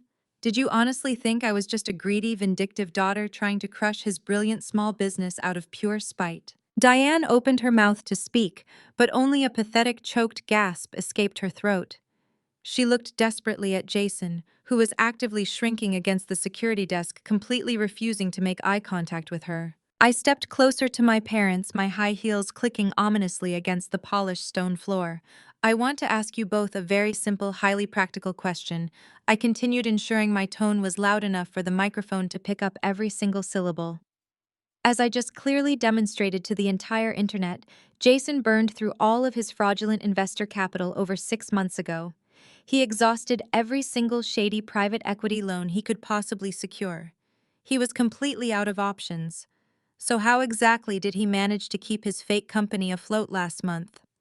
How did he magically secure the massive sudden influx of cash required to pay his overseas software suppliers just 3 weeks ago? Thomas finally looked up, his brow heavily furrowed in deep, sudden confusion. "What are you talking about, Gemma?" My father rasped, his voice sounding incredibly old and fragile. "Jason told us he secured a prestigious angel investor." I let out a short, harsh laugh that held absolutely zero humor. "An angel investor. That is beautifully poetic, Thomas. But the truth is vastly more devastating." I gestured for David to hand me the final document. My lead attorney pulled a single heavily authenticated legal folder from his briefcase and placed it directly into my waiting hand. I did not hold it up for the camera this time. I walked directly over to my father and forced the folder against his chest until his shaking hands came up to grasp it. "Open it," I commanded softly. Thomas fumbled with the heavy paper cover. Diane leaned over his shoulder, her eyes darting frantically across the dense legal text. I watched their faces with absolute chilling detachment. I watched the exact second the catastrophic reality registered in their minds. When Jason ran out of victims to defraud, I explained to the live audience staring coldly at my parents, he realized he still had access to one final highly valuable asset. Your beautiful, fully paid-off retirement home in the suburbs. The house you spent 30 years paying for. The house you specifically stole my college tuition fund to renovate. Thomas let out a horrifying, agonizing groan, completely dropping the folder onto the marble floor. The authenticated document spilled out clearly, displaying the massive, highly official bank seals. "Jason did not find an angel investor," I stated, delivering the absolute killing blow with surgical precision. "3 weeks ago, Jason and Naomi secretly forged both of your signatures. Naomi utilized her extensive, highly questionable public relations contacts to secure a fraudulent notary public stamp. They completely bypassed basic banking verification protocols and aggressively took out a massive, highly leveraged second mortgage directly against your retirement home. They stole hundreds of thousands of dollars in pure equity from you, their own parents, to pay off their luxury car leases and keep their fake business alive for one more month." Diane let out a blood-curdling scream. It was not a fake manufactured cry for the cameras. It was the visceral, terrifying sound of a woman having her entire soul ripped out of her chest. She violently turned toward Jason, her hands curling into tight, aggressive fists. "You swore to us!" she shrieked, her voice echoing wildly through the lobby. "You swore the house was protected. You said you only needed our financial profiles for a basic background check." Naomi completely broke down. The highly trained public relations director realized she was now legally implicated in massive real estate fraud on top of federal extortion. She frantically backed away from Jason, violently shaking her head. "I did not know," she screamed desperately to the camera, completely throwing her husband to the wolves without a second thought. "He told me it was a standard corporate loan. I never saw the mortgage papers." Jason stared at his wife, absolutely betrayed by her immediate, ruthless deflection. He frantically pushed himself off the security desk, holding his hands up in a pathetic attempt to defend himself. "Mom, please listen to me," he pleaded, his voice cracking hysterically. "It was just a temporary bridge loan. I swear to God I was going to pay it back. I just needed one more month to secure a real buyout. I was going to make us all rich. It was just a signature." "You forged our names!" Thomas roared, his face turning a dangerous, volatile shade of red. "You mortgaged the only thing we have left. We are living on fixed pensions. If that loan defaults, the bank is going to foreclose. We are going to be completely homeless." "Well, Thomas," I interrupted smoothly, instantly drawing the attention of the entire room back to me, "the loan actually defaulted at 9 o'clock this morning, because as I mentioned earlier, Vanguard Equity aggressively bought up every single piece of Jason toxic debt, including that fraudulent second mortgage." My parents froze, staring at me in absolute horrified silence. The ultimate devastating consequence of their lifelong favoritism had finally arrived. "You spent my entire life telling me that family must always stick together," I said, my voice completely devoid of any sympathy. "You demanded that I sacrifice my own future to protect his fragile ego. You went on the internet yesterday and called me a cutthroat corporate raider who wanted to leave her aging parents on the street. You desperately wanted a villain for your tragedy. But I did not bankrupt you, Thomas. I did not steal your home, Diane. Your perfect, beloved golden child did. He drained you of absolutely everything, and he did it with a smile on his face." I turned to the security guards who were standing by in stunned silence. "Marcus," I said clearly, pointing at the shattered, sobbing mess that used to be my family. "Throw them out, all of them. And if they ever step foot on my property again, have them immediately arrested for criminal trespassing." I looked at my father, feeling absolutely nothing but cold, sterile finality. "You completely misunderstand the timeline of your own ruin, Thomas," I stated clearly, my voice entirely devoid of emotion. "You are begging me to stop a legal process that has already finished." Because Jason was heavily defaulting on multiple private equity loans. Simultaneously, the primary lender aggressively accelerated the mortgage timeline. The loan did not just default this morning. The bank officially foreclosed on your house exactly 2 days ago. Vanguard Equity purchased the distressed property deed at a private closed-door auction yesterday afternoon. You do not have a home anymore. I own the house. And I have already ordered the locks changed." I stepped back into the elevator and let the heavy glass doors seamlessly slide shut, permanently sealing off their frantic, desperate screams. As the private car rapidly ascended back to my sanctuary on the top floor, I knew the physical confrontation was finally over. But the true systemic destruction of my toxic family was only just beginning. The immediate aftermath was swift, absolute, and entirely brutal. Within the span of a single week, Jason completely lost everything he had ever falsely claimed to own. The viral livestream of our lobby confrontation had been instantly downloaded, clipped, and ruthlessly analyzed by millions of viewers across the internet. The public backlash was immediate and highly destructive. His fake startup became instantly radioactive overnight. Every single private investor, completely horrified by the undeniable proof of federal extortion and severe civil fraud, aggressively pulled their remaining financial commitments, facing a massive mountain of defaulted debt exclusively held by Vanguard Equity. Jason was rapidly forced to officially file for Chapter 7 bankruptcy. The legal dismantling of his fake life was extremely public. His rented luxury office space was heavily padlocked by angry landlords. His imported sports cars were legally repossessed in the middle of the night by my aggressively organized collection teams. His entirely hollow corporate empire completely collapsed into nothingness. But the absolute harshest betrayal did not come from his massive list of angry creditors. It came directly from the woman who had happily helped him build his fragile house of cards. Naomi quickly realized that the viral broadcast had not just destroyed her husband. It had completely obliterated her entire professional reputation. The highly connected public relations director was suddenly a massive liability. Legitimate firms flatly refused to return her calls, terrified of the intense public scrutiny she now attracted. She was permanently branded across every social media platform as a complicit fraudster who eagerly exploited elderly relatives just to fund a fake billionaire lifestyle. Sensing the rapidly approaching legal storm, Naomi coldly executed a vicious, entirely self-serving exit strategy.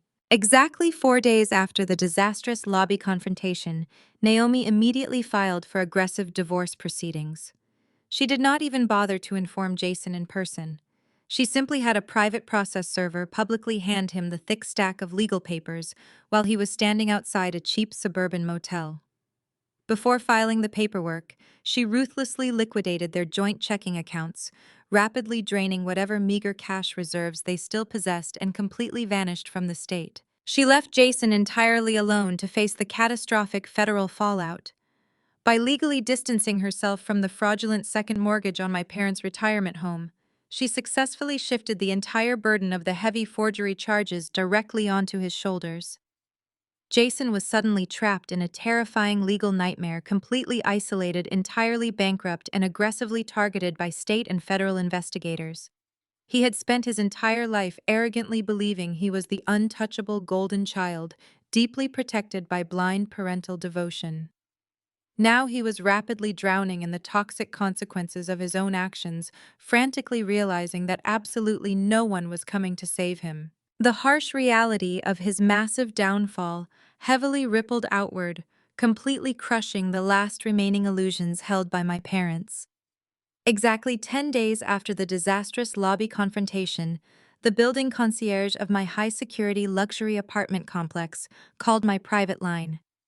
He sounded deeply uncomfortable as he explained that two desperate elderly individuals were aggressively crying in the pristine lobby, loudly demanding to see their daughter. I instructed the concierge to send them up. I stood perfectly still in the center of my massive open-concept living room, looking out the floor-to-ceiling windows at the sprawling city skyline I had conquered entirely on my own. When the private elevator doors opened directly into my foyer, Thomas and Diane stumbled out. They looked absolutely terrible, physically aged by an entire decade in just a few short days. They were carrying 3 cheap, bulging trash bags, filled with whatever basic clothing they managed to hastily pack before my corporate legal team officially seized their property. They had completely lost their paid-off retirement home, their secure future, and the precious golden child they blindly worshipped. Jason had entirely cut contact, completely blocking their phone numbers the exact second his bankruptcy proceedings began. They had absolutely nowhere else to go. Diane instantly threw herself onto my expensive hardwood floors, hysterically weeping with genuine terror. "Gemma, please," she sobbed loudly, desperately, reaching out toward my tailored trousers. "We have absolutely nothing left. Jason entirely abandoned us to the aggressive lawyers. We are sleeping in our freezing old car. You are our only daughter. We are your own flesh and blood. You have to let us stay here with you. Just give us a small spare room. We will do absolutely anything." Thomas stood rigidly behind her, awkwardly twisting his worn hat in his shaking hands. "We know we made some terrible mistakes," Gemma, he rasped defensively, completely incapable of offering a genuine apology. "But family is family. You cannot just abandon your own parents to the unforgiving streets. You have all this massive space." I looked down at the two pathetic figures who spent my entire childhood treating me like a completely unwanted burden. I felt absolutely zero pity. I felt no lingering anger. I only felt complete, absolute emotional detachment. They were no longer my parents. They were simply two desperate strangers facing the ultimate consequences of their own toxic financial decisions. I did not offer them my hand. I did not offer them a comforting embrace. I calmly walked over to my modern glass dining table and picked up a crisp, heavily bound legal folder.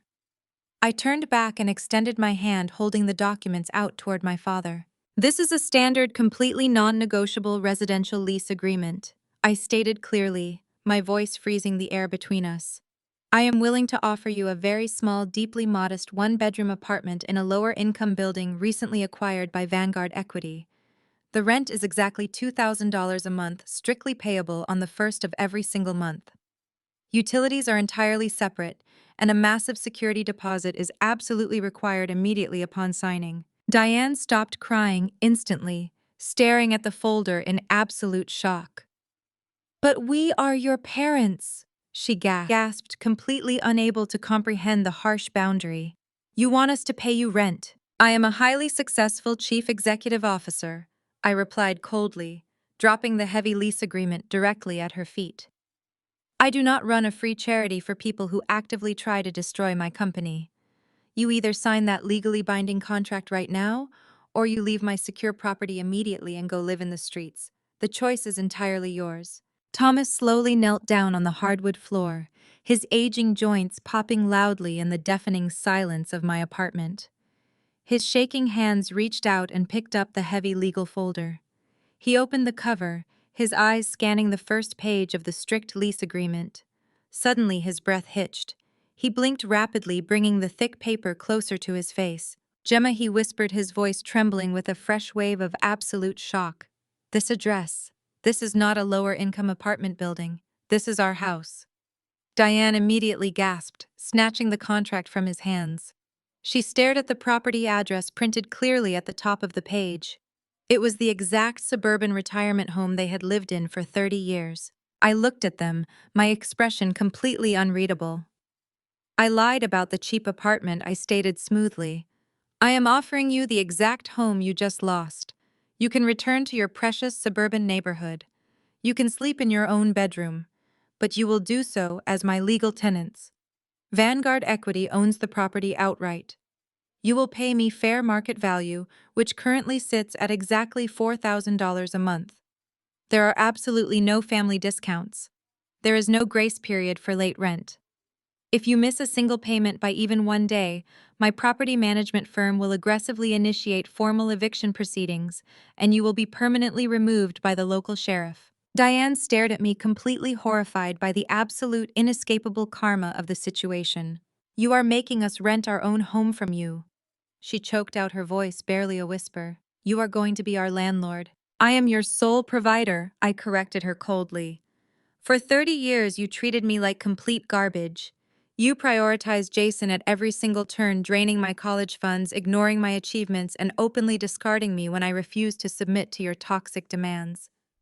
Now the golden child has completely abandoned you to the wolves, and the daughter you violently rejected is the only human being standing between you and the unforgiving streets. You will pay me every single month just to keep a roof over your heads. You will strictly abide by the rules set in my corporate contract.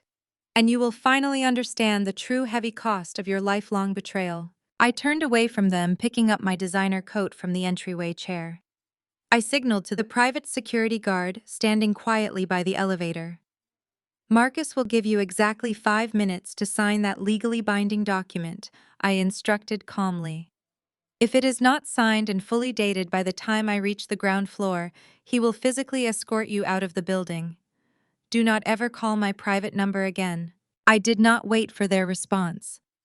I stepped into the elevator, letting the glass doors slide shut permanently, severing the final decaying thread of my biological family. As the car descended, I closed my eyes. I did not feel angry. I did not feel sad. I felt a profound, overwhelming sense of absolute peace. The crushing weight I had carried since childhood was entirely gone. 45 minutes later, I walked into a highly exclusive, dimly lit Italian restaurant in the heart of the financial district. The hostess immediately guided me to a private back table. David, my brilliant corporate attorney, and Sarah, my chief operating officer, and closest confidant were already sitting there sharing a bottle of expensive vintage wine. They both looked up as I approached, their faces breaking into warm, genuine smiles. "We have successfully secured the final signatures on the bankruptcy proceedings," David announced proudly, raising his glass in a celebratory toast. "And Marcus just confirmed the lease was heavily signed and fully executed. The nightmare is officially over, Gemma." I sat down, taking a deep breath of the rich, warm air. I looked at the two incredibly loyal, fiercely intelligent people sitting across from me. They had fought violently by my side, protected my interests, and supported me when my own blood tried to destroy me. This was my real family, not built on toxic obligation or manipulative guilt, but carefully forged through mutual respect, unwavering loyalty, and shared success. We spent the entire evening laughing, sharing incredible food, and excitedly mapping out the upcoming quarterly expansion for Vanguard Equity. The dark, suffocating shadow of my past was completely eradicated, replaced by a remarkably bright, completely unburdened future. Listen to me very carefully. Society constantly pushes the extremely toxic narrative that family is absolutely everything. We are aggressively conditioned to forgive unforgivable betrayals, to endlessly tolerate extreme emotional abuse, and to blindly empty our own bank accounts just because we share genetic material with our abusers.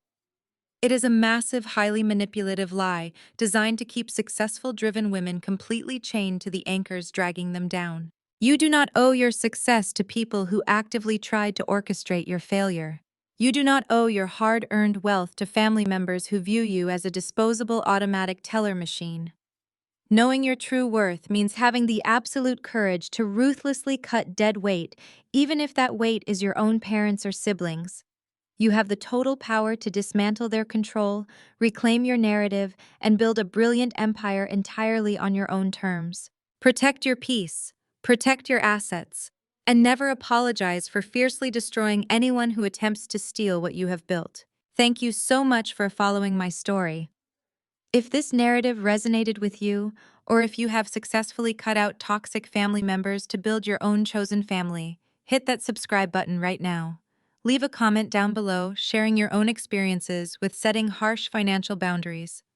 Like this video, share it with someone who desperately needs to hear this exact message today. And always remember to never let anyone heavily discount your worth. I will see you in the next one.